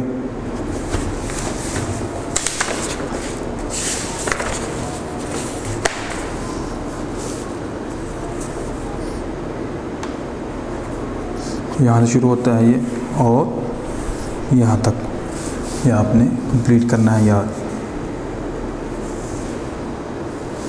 اس میں 2 قرآن پاک کی آیت سے دلیل لی گئی ہے، یہ اہمیت اور اس کا مفہوم، تو یہ یہاں سے لے کر یہاں تک آپ نے کمپلیٹ یاد کرنا ہے۔ نیکسٹ کوشچن ہے، والدین اور اولاد کے حقوق کا تقابلی جائزہ لیجیے۔ یہ والدین کے حقوق، یس،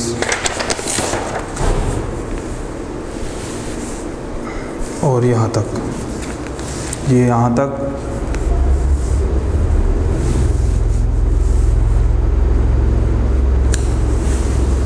یہ سارا اوپر سے کمپلیٹ یہاں تک، یہ والدین کے حقوق ہے، یہ اولاد کے حقوق ہے، یہاں سے لے کر یہاں تک،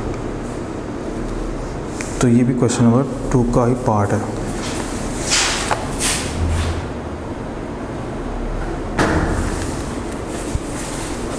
آگے ہے ہمسایوں کے حقوق، یہ یہاں سے شروع ہوتا ہے، کوشچن نمبر 3 یہ سارا، اور نقصان کا اندیشہ ہو یہاں تک، یہ آپ نے کمپلیٹ کرنا ہے، یہ پھر نوٹ کر لیں، یہاں سے ایک سارا اور یہاں تک آپ نے کمپلیٹ کرنا۔ اور آخری ہے اساتذہ کرام کے حقوق، کوشچن نمبر 4 یہاں سے لے کر یہاں تک، یہ ہے کمپلیٹ لانگ کوشچن کے آنسر کے نشان میں نے آپ کے لگا دیے ہیں. اس کو آپ بھی اپنی بک کے اوپر اس نشان کو لگا کر نوٹ کر لیں.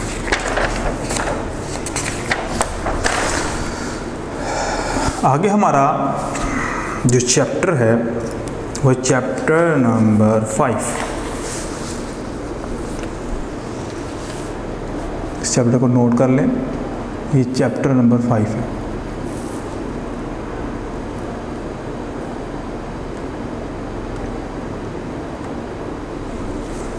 چیپٹر نمبر 5 ہے ہدایت کے سرچشمے، مشاہیر اسلام، یعنی اسلام کے اندر جو مشہور ہستیاں ہیں ان کے بارے میں.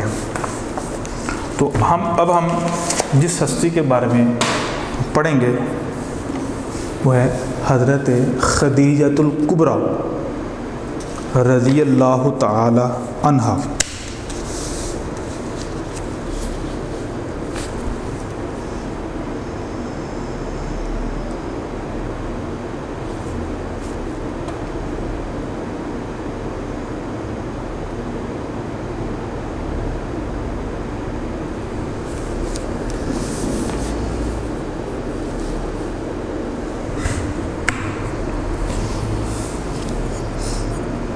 پہلے اس کے ہم تدریسی مقاصد پڑھتے ہیں. حضرت خدیجہ رضی اللہ تعالیٰ عنہ کی حالت زندگی بیان کر سکے. اہم الفاظ: ام المومنین، مومنوں کی ماں، طاہرہ، یہ بھی ان کا لقب ہے. تجارت، مالدار خاتون، صداقت، نکاح، تصدیق اور مثالی خاتون. پہلے ان کا ہم تعارف پڑھتے ہیں. یہ کون تھی، کب پیدا ہوئی، والد کا نام کیا تھا، والدہ کا نام کیا تھا اور ان کا لقب کنیت وغیرہ کون سی تھی. حضرت خدیجۃ الکبریٰ رضی اللہ تعالی عنہا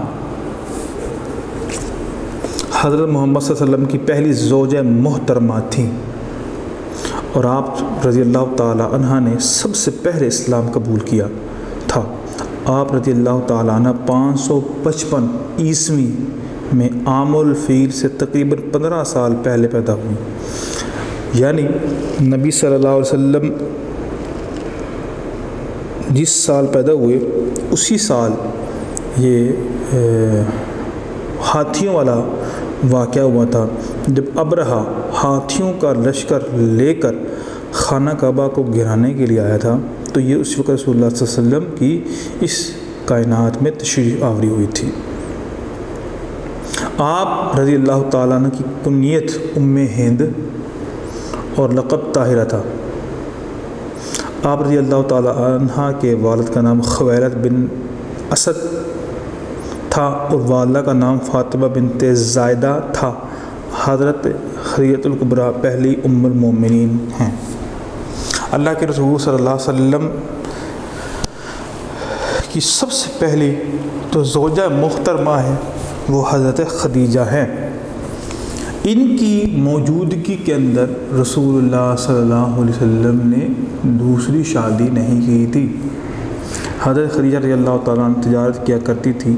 دستور کے مطابق تاجر مال تجارت لے کر جاتا اور نفع کماتا، مگر جو خود نہ جا سکتے تھے وہ کسی دوسرے آدمی کو تجارت میں شریک کرتے. سرمایہ لگانے والا اپنے منافع کا موزوں حصہ اس آدمی کو دیتا جو مال تجارت لے کر جاتا تھا. حضرت خدیجہ رضی اللہ تعالیٰ عنہ نے بھی تجارت کے لیے یہی طریقہ اختیار کیا.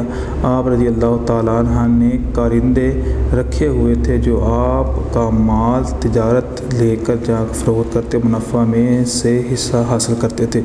یعنی تجارت کیا کرتی تھی جسے ہم بیع اشتراک کہتے ہیں کہ کسی کے ساتھ مل کر کوئی تجارت کرنا، کوئی کاروبار کرنا. تو حضرت خدیجہ رضی اللہ تعالیٰ عنہ یہ والا کاروبار کیا کرتی تھی. آپ اپنا مال لوگوں کو دیتی اور وہ لوگ حضرت خدیجہ رضی اللہ تعالیٰ عنہ کا مال دوسرے علاقوں، دوسرے ملکوں میں جا کر فروخت کرتے اور ان پیسوں سے جتنی آمدن ہوتی، جتنا منافع ہوتا، اور پھر انہوں نے خاص ترتیب دی ہوئی تھی کہ مال کا جو منافع ہے اس کا کتنا حصہ کون لے گا، یہ سارا انہوں نے طے کیا ہوتا تھا۔ آگے ہے رسول اکرم صلی اللہ علیہ وسلم کا حضرت خدیجہ رضی اللہ تعالیٰ عنہ کے لیے تجارت کرنا۔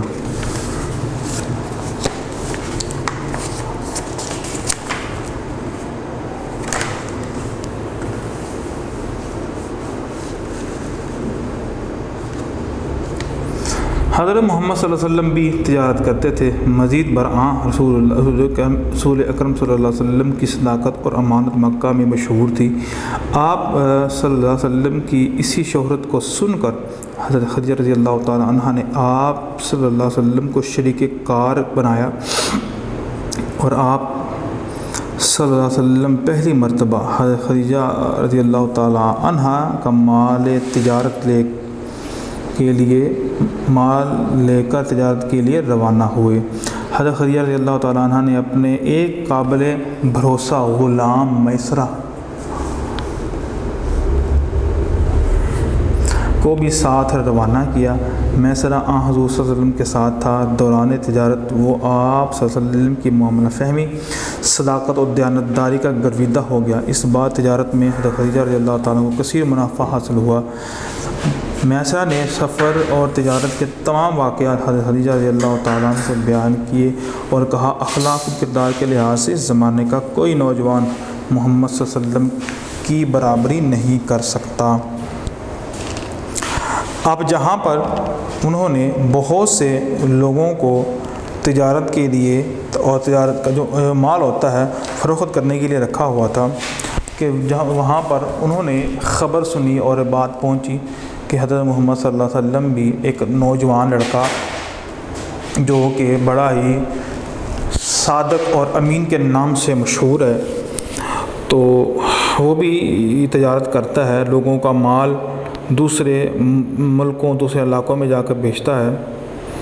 تو انہوں نے بھی پلان بنایا کہ یہ مال میں ان کو دوں گی اور وہ میرا مال دوسری جگہ پر جا کر بیچیں گے۔ تو لہٰذا انہوں نے نبی علیہ السلام سے کہا۔ آپ علیہ السلام کے ساتھ حضرت خدیجہ کا ایک غلام میسرہ جو ہے وہ شریک سفر ہوا، اور اس سفر کے دوران حضرت خدیجہ رضی اللہ تعالیٰ عنہ کے غلام نے جو واقعات دیکھے، جس طرح صداقت اور امانت کے ساتھ سارے معاملات پیش آئے کہ اب اللہ کے رسول اپنے مال کی کوالٹی اور مال کی کمی اور کوتاہی بھی کھول کر بیان کرتے اور باقیوں سے زیادہ منافع حاصل کر کے وہ واپس مکہ میں آئے، اور میسرہ گرویدہ ہو گیا کہ کس طرح نبی کریم صلی اللہ علیہ وسلم نے یہ تجارت کی ہے۔ حالانکہ لوگوں کا عام معمول ہوتا ہے کہ تھوڑے بہت دھوکہ دہی کرتے ہیں اور جھوٹ بولتے اپنی طرف سے کچھ ایکسٹرا چیزیں لگا کر مال فروخت کرتے ہیں، تو ایسی کوئی بھی حرکت کوئی بات اللہ کے رسول اسلام نے نہیں کہی۔ نکاح حضرت خدیجہ رضی اللہ تعالیٰ عنہ آپ صلی اللہ علیہ وسلم کی امانت، دیانت اور شرافت سے پہلے واقف تھیں۔ ان کے غلام میسرہ نے سفر تجارت کے بعد آپ صلی اللہ علیہ وسلم کے پاکیزہ اخلاق اور کردار کا مزید تذکرہ کیا تو وہ اور بھی متاثر ہوئیں۔ یہاں پر ایک میں بڑا ہی اہم اور انٹرسٹنگ واقعہ آپ کو بتانا چاہتا ہوں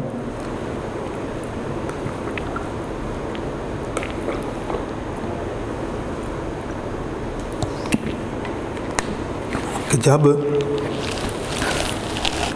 اللہ کے رسول صلی اللہ علیہ وسلم کو حضرت خدیجہ نے نکاح کا پیغام بھجوایا تو نکاح کی ڈیٹ جو ہے وہ طے ہو گئی۔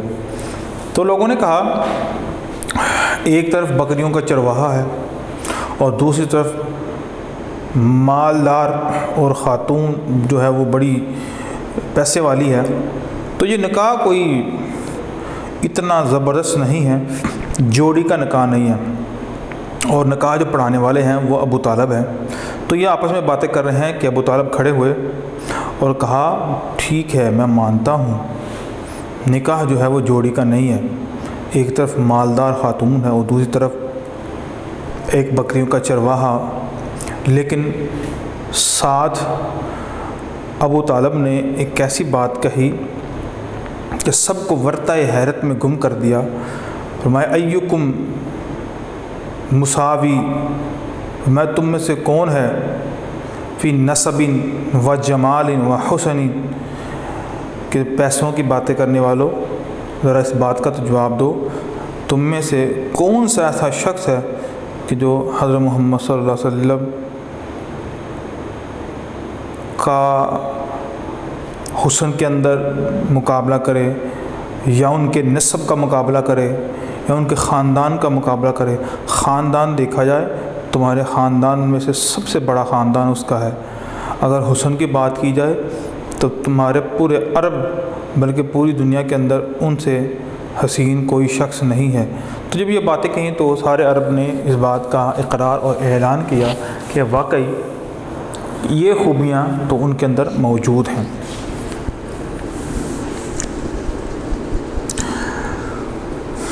چنانچہ حضرت خدیجہ رضی اللہ تعالیٰ عنہ نے آپ صلی اللہ علیہ وسلم کو شادی کا پیغام بھیجا، جسے آپ صلی اللہ علیہ وسلم نے اپنے چچا جناب ابو طالب کے مشورے سے قبول فرمایا۔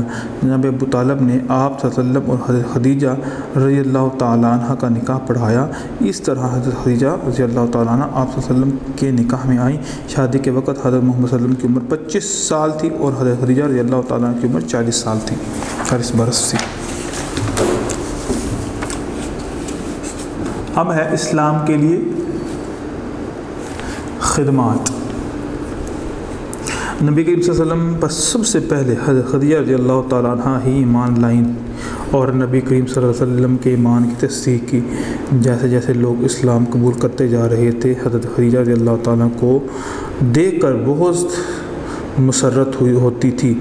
آپ رضی اللہ تعالیٰ عنہ اپنے غیر مسلم رشتہ داروں کی پرواہ کیے بغیر نبی کریم صلی اللہ علیہ وسلم کا ساتھ دیتی رہیں۔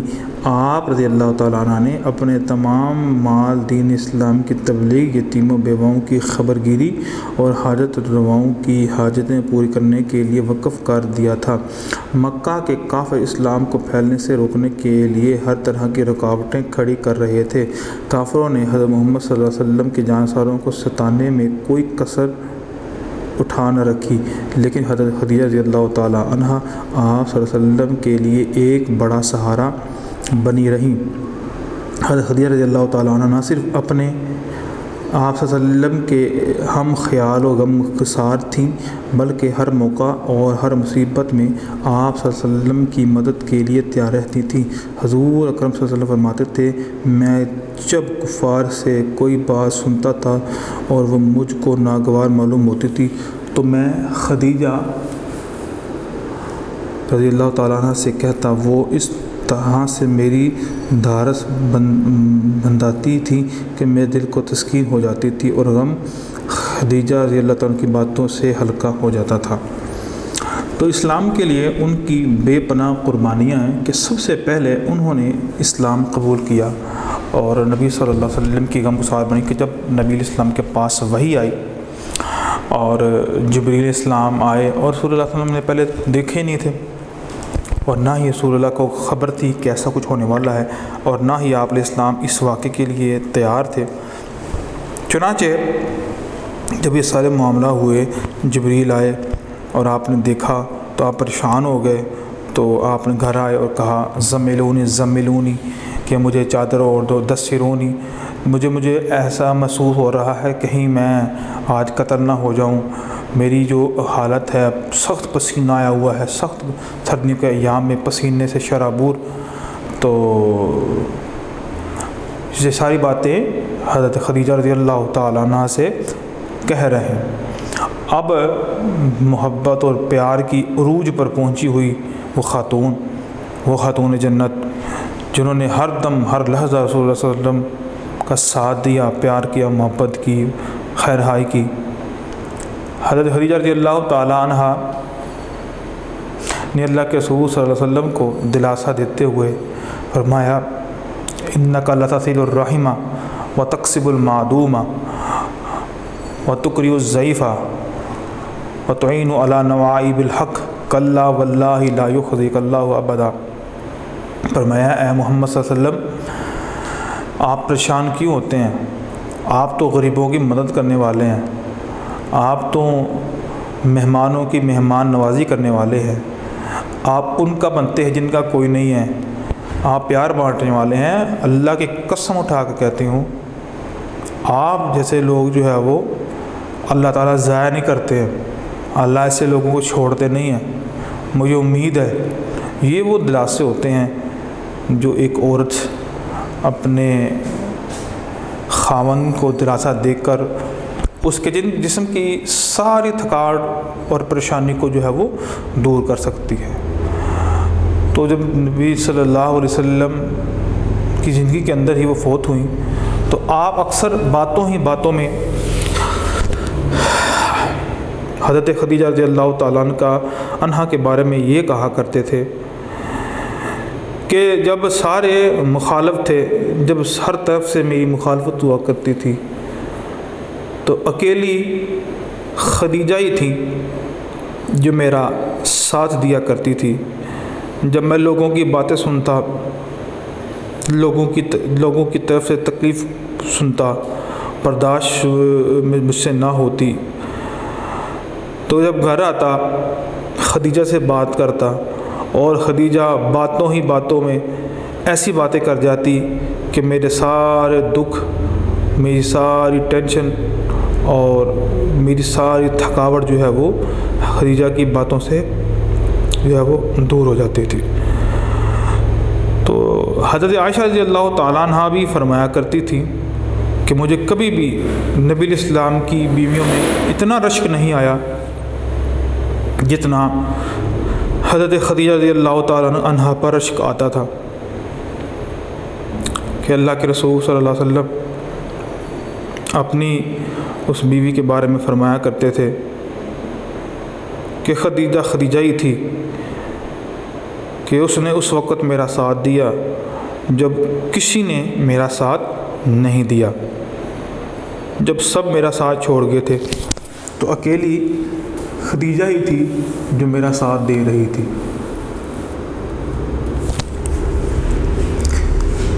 حضرت خدیجہ رضی اللہ تعالیٰ نے اپنے بچوں کی تربیت بہت اچھے طریقے سے کی۔ حضرت خدیجہ رضی اللہ تعالیٰ عنہ گھر کے دیگر کام کاج بھی بہت سلیقے سے کرتی تھی۔ بے حد مال و دولت ہونے کے باوجود صلی اللہ علیہ وسلم کے تمام کام اپنے ہاتھ سے کرتی تھی اور اس پر بہت خوشی محسوس کرتی تھی۔ حضرت خدیجہ رضی اللہ تعالیٰ عنہ ایک مثالی خاتون، مثالی بیوی، مثالی ماں، مثالی ام المومنین تھی۔ اللہ نے بھی آپ پر سلامتی بھیجی۔ ایک مرتبہ حضرت جبریل علیہ السلام نبی کریم صلی اللہ علیہ وسلم کے پاس تشریف لائے اور کہا خدیجہ برتن میں کچھ لا رہی ہیں۔ جب وہ آپ کے پاس پہنچے تو ان کو اللہ کا اور میرا سلام پہنچا دیجیے۔ یعنی نبی صلی اللہ علیہ وسلم کو یہ کہا جا رہا ہے کہ اللہ نے بھی خدیجہ کو سلام کہا ہے اور آپ کو بھی اللہ تعالیٰ نے سلام کہا ہے۔ تو یہ وہ عظیم ہستی کہ جنہوں نے نبی صلی اللہ علیہ وسلم کی خدمت کی اور دکھ بھی برداشت کیے، پریشانی بھی برداشت کی، لیکن کبھی بھی اپنی زبان پر یہ شکوہ نہیں لایا کہ پہلے میں خاتون، مالدار خاتون تھی اور مکہ کی امیر ترین خاتون تھی اور اب میرے پاس کوئی پیسہ نہیں ہے تو لہذا سارا آپ کو قصور ہے۔ اس طرح کی باتیں کبھی بھی انہوں نے نبی علیہ السلام سے نہیں کی۔ پھر ظاہر سی بات ہے کہ اللہ کی طرف سے پھر انعام و اکرام کی برسات تو پھر ہونی ہے کہ اللہ تعالیٰ نے اس عرش کے رب نے خدیجہ رضی اللہ تعالی عنہ کو سلام بھیجا۔ آگے ہے اولاد۔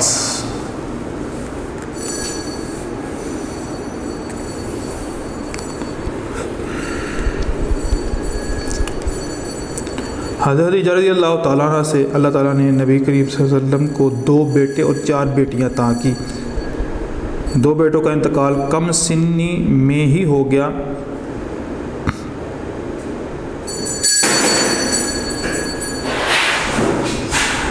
کچھ روایات کے مطابق نبی صلی اللہ علیہ وسلم کے 3 بیٹے تھے، اور کچھ روایات کے مطابق نبی اسلام کے 2 بیٹے تھے، اور 4 بیٹیوں کے بارے میں تو کنفرم ہے۔ کچھ حضرات، کچھ بدبخت لوگ نبی علیہ السلام کی 1 بیٹی مانتے ہیں، باقی بیٹے نہیں مانتے ہیں، تو وہ جہالت کی انتہا کو پہنچے ہوئے ہیں۔ حضرت خدیجہ رضی اللہ تعالیٰ عنہ سے رسول اللہ صلی اللہ علیہ وسلم کی 4 صاحبزادیاں تھیں، جن میں سے ایک کا نکاح حضرت علی رضی اللہ تعالیٰ عنہ سے ہوا، اور 2 بیٹیوں کا نکاح جو ہے وہ حضرت عثمان رضی اللہ تعالیٰ عنہ سے ہوا، اور ایک کا جو ہے وہ ایک شخص سے ہوا جو پہلے تو اسلام میں داخل نہیں تھا لیکن بعد میں مسلمان ہو گئے۔ بیٹیوں کے نام کیا ہیں؟ حضرت زینب، حضرت رقیہ، ام کلثوم۔ رقیہ اور ام کلثوم کا نام کا جو نکاح جو ہے وہ حضرت عثمان رضی اللہ تعالیٰ عنہ سے ہوا۔ فاطمہ رضی اللہ تعالیٰ عنہ کا جو نکاح ہے حضرت علی رضی اللہ تعالیٰ عنہ سے ہوا۔ آگے ہے وفات۔ 10 نبی کو شب ابی طالب کی تکلیف دہ محاصرے کا خاتمہ ہوا کہ نبی صلی اللہ علیہ وسلم جب سارے مکہ نے بالکل بائیکاٹ کر لیا اور کوئی بلا نہیں رہا تھا اور ہر طرح سے قطع تعلق کی کر دی گئی، اور نبی صلی اللہ علیہ وسلم شب ابی طالب میں محصور ہیں، تو وہاں پر بھی پتے کھا کر سارے معاملات کو برداشت کیا رسول اللہ صلی اللہ علیہ وسلم کی زوجہ محترمہ نے۔ تو جب یہ شدید وقت ختم ہوا تو حضرت محمد صلی اللہ علیہ وسلم کو قدر اطمینان ہوا، مگر جلد ہی یہ اطمینان شدید غم اور پریشانی میں تبدیل ہو گیا۔ رمضان المبارک 10 نبوی میں حضرت خدیجہ رضی اللہ تعالیٰ عنہ نبی کریم صلی اللہ علیہ وسلم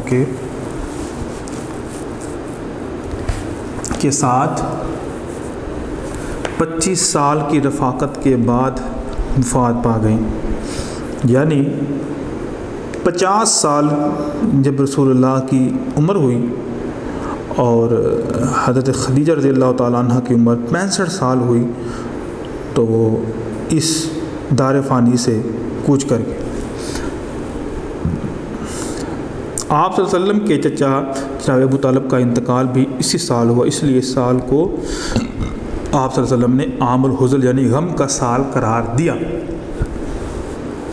حضرت محمد صلی اللہ علیہ وسلم کی حضرت خدیجہ سے محبت۔ حضرت خدیجہ رضی اللہ تعالیٰ حضرت محمد صلی اللہ علیہ وسلم کو حضرت خدیجہ رضی اللہ تعالیٰ سے بہت محبت تھی۔ آپ صلی اللہ علیہ وسلم نے ان کی زندگی میں کوئی اور نکاح نہیں کیا۔ ان کی وفات کے بعد بھی آپ صلی اللہ علیہ وسلم ان سے اپنی محبت کا اظہار فرماتے تھے۔ آپ صلی اللہ علیہ وسلم حضرت خدیجہ رضی اللہ تعالیٰ عنہ کے رشتہ داروں کی بے حد خاطر مدارت فرمایا کرتے تھے۔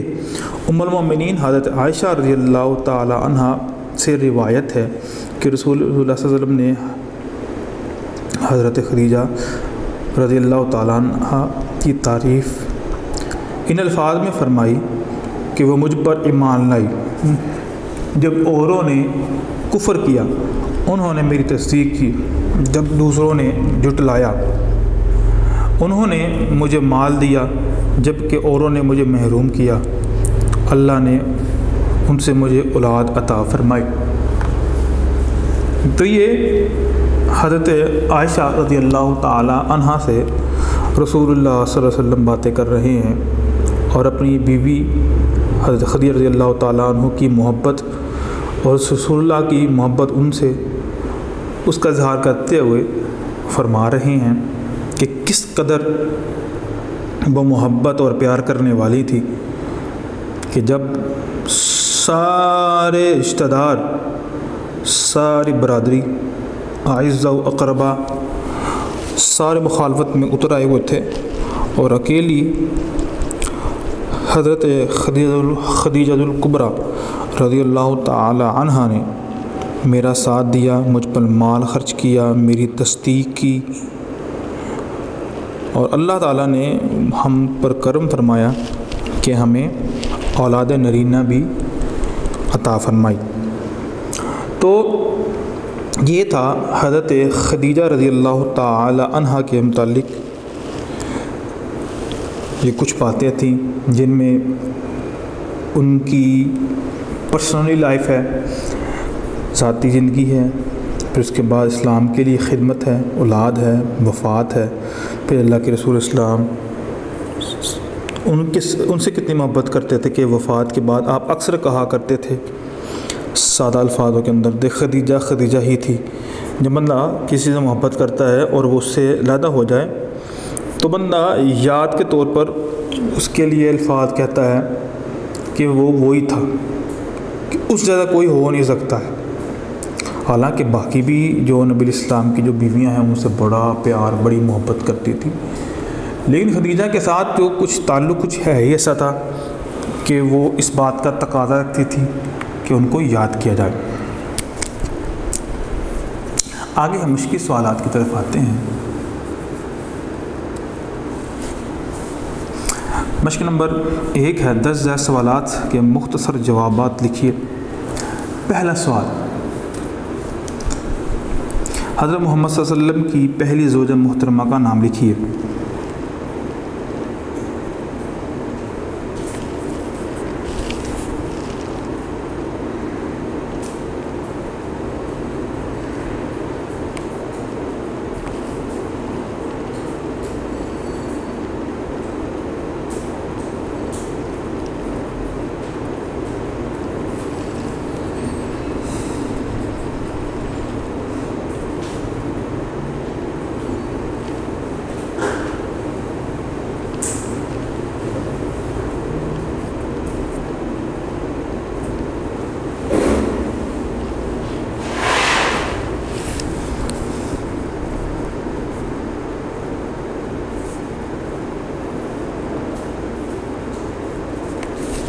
حضرت خدیجہ الکبریٰ، حضرت خدیجہ رضی اللہ تعالیٰ عنہا کیا کرتی تھیں؟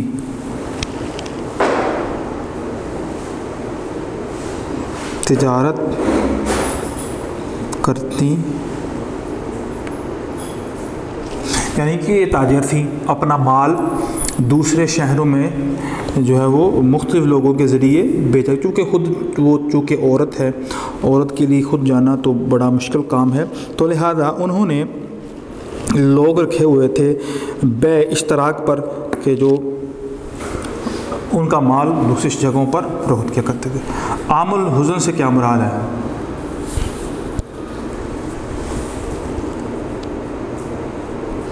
جس سال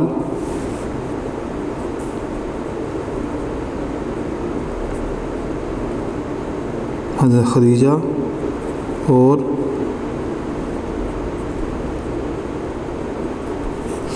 ابو طالب کی وفات ہوئی، اس سال کو عام الحزن کہا جاتا ہے۔ جس سال دونوں کی وفات ہوئی تھی، اور یہ دونوں وہ تھے جنہوں نے بہت زیادہ ساتھ دیا تھا، بلکہ وہ سہارے تھے، پلر تھے رسول اللہ صلی اللہ علیہ وسلم کے لیے، ایک بہت بڑی ڈھال تھی۔ تو ایک ہی سال کے اندر دونوں کی وفات ہو گئی۔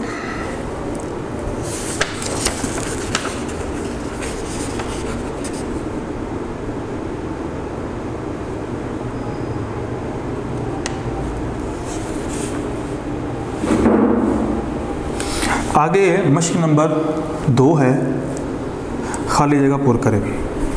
حضرت خدیجہ رضی اللہ تعالیٰ عنہ آپ عام الفیل سے تقریباً 1.5 سال پہلے پیدا ہوئی، 15 سال 15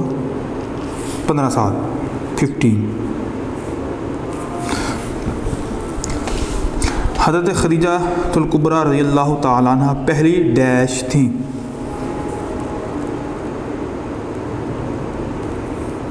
پہلی ام المومنین۔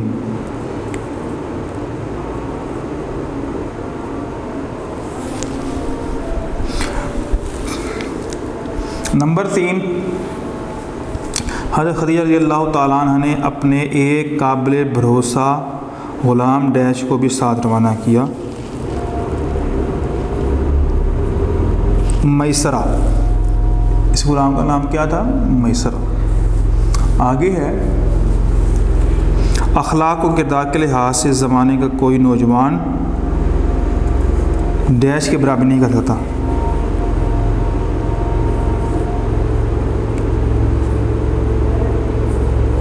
حضرت محمد صلی اللہ علیہ وسلم کی برابری نہیں کر سکتا۔ آپ صلی اللہ علیہ وسلم اور حضرت خدیجہ رضی اللہ تعالیٰ عنہ کا نکاح ڈیش نے پڑھایا۔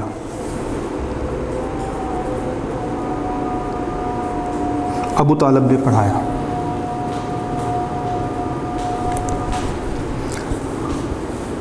آگے ہے، آپ رضی اللہ تعالیٰ عنہ اپنے غیر مسلم ڈیش کی پرواہ کیے بغیر نبی کریم کا ساتھ دیتے تھے، اپنے غیر مسلم رشتہ داروں۔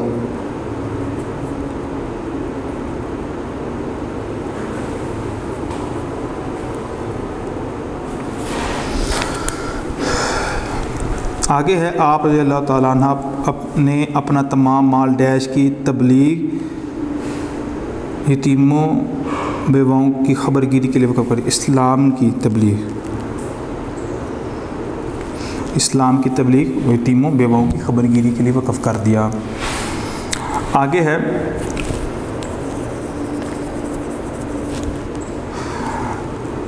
بے حد مال و دولت ہونے کے باوجود حضرت خدیجہ رضی اللہ تعالیٰ عنہ رسول اللہ صلی اللہ علیہ وسلم ڈیش اپنے ہاتھ سے کرتی تھی خدمت۔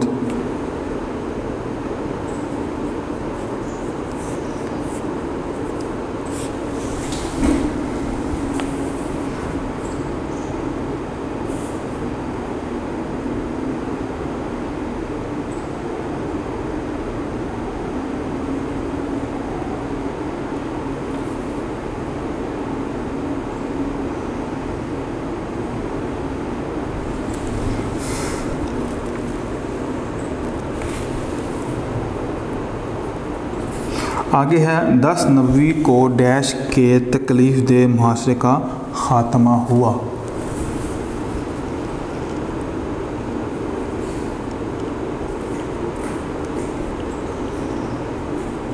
شیب ابی طالب۔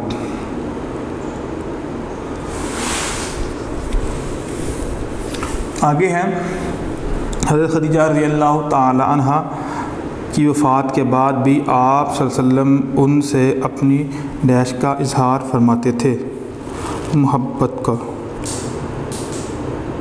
یعنی اتنی محبت تھی کہ وفات کے بعد بھی نبی الاسلام اپنی دیگر بیویوں کے اندر ان کا تذکرہ کیا کرتے تھے، ان کی تعریف کیا کرتے تھے، اور حضرت عائشہ فرمایا کرتی تھی، مجھے کبھی اتنا رشک نہیں آیا باقیوں بیویوں پر جتنا رشک مجھے خدیجہ پر آیا، کہ کتنی عظیم عورت تھی کہ وہ کس طرح نبی الاسلام سے محبت کرتی، اور آپ بھی اس سے محبت کرتے ہیں، کہ جس کا عملی مظاہرہ یہ ہو رہا ہے کہ حضور رسول اللہ ان کی یہاں پر بیٹھ کر تعریف کر رہے ہیں۔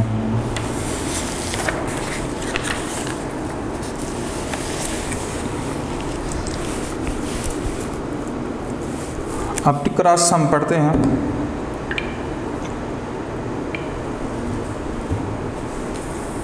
مشق نمبر 3 ہے،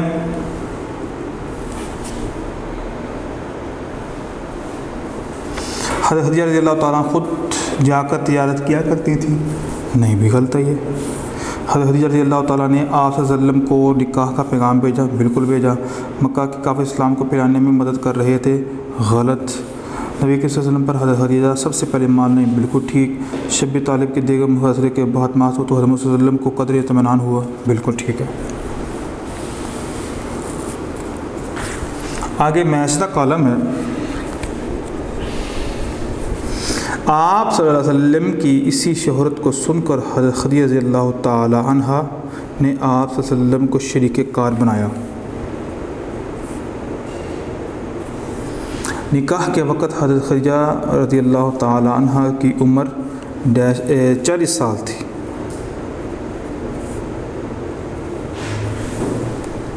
نکاح کے وقت حضرت محمد صلی اللہ علیہ وسلم کی عمر 25 سال تھی۔ حضرت خدیجہ رضی اللہ تعالی عنہ ہر موقع پر آپ صلی اللہ علیہ وسلم کی غم گسار تھیں۔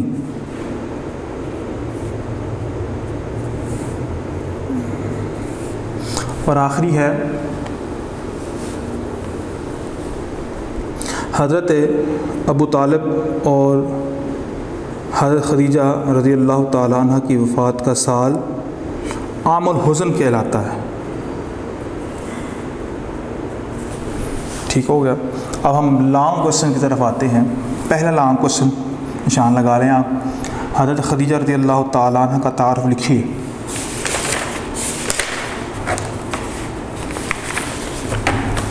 یہ یہاں سے شروع ہوتا ہے۔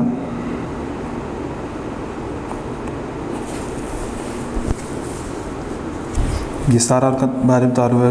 نبی اسلام کی پہلی بیوی تھی، اسلام سے پہلے قبول کیا، پیدا 15 سال عام الفیل سے ہوئیں، نام یہ کنیت یہ تھی، اور والد کا نام خیلت تھا، والدہ کا نام فاطمہ تھا، تجارت کرتی تھی، اور یہی ہے ان کا بیسیکلی تعارف۔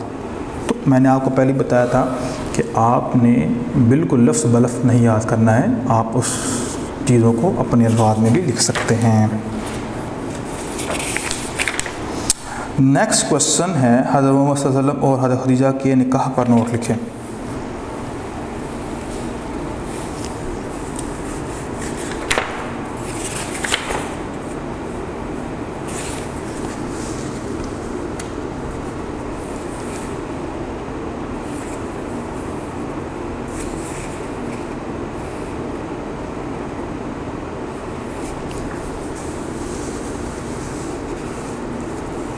تو یہ یہاں سے شروع ہوتا ہے کوشچن نمبر 2، نکاح۔ حضرت خدیجہ نے آپ کی امانت بڑے متاثر ہوئیں، شادی کا پیغام بھجوا دیا، ابو طالب نے نکاح پڑھایا، اور ان کی عمر 25 سال تھی، اور اللہ کے رسول السلام کی عمر 25 سال تھی، اور حضرت خدیجہ کی عمر 40 سال تھی۔ یہاں تک تو یہ بیٹا آپ نشان لگا لیں یہاں تک۔ یہ ہے کیونکہ جتنا کوشچن بتایا جائے آپ اتنا ہی لکھا کریں، آپ اس سے زائد جب لکھتے ہیں تو پھر معاملہ خراب ہو جاتے ہیں، پھر کچھ نہ کچھ مسٹیک آ جاتی ہے۔ نیکسٹ کوشچن ہے اسلام کے لیے جو خدمت کی ہیں اس کو بتانا ہے، اسلام کے لیے انہوں نے کیا کیا کیا۔ تو یہ یہاں سے شروع ہوتا ہے۔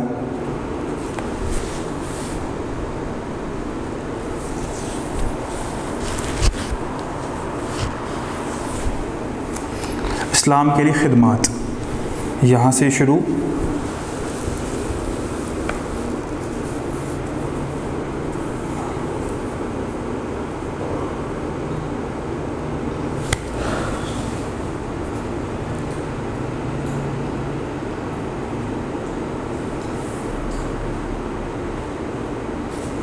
اور یہ یہاں تک یہ ہوتا ہے۔ پھر دیکھ لیں یہاں سے شروع ہوتا ہے اوپر سے، اور یہ سارا، اور یہاں تک یہ کمپلیٹ ہوتا ہے۔ نیکسٹ کوشچن ہے حضرت خدیجہ رضی اللہ تعالیٰ عنہ کی وفات پر نوٹ لکھیے۔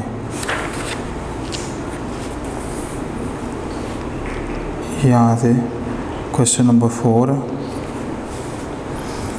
10 نبوی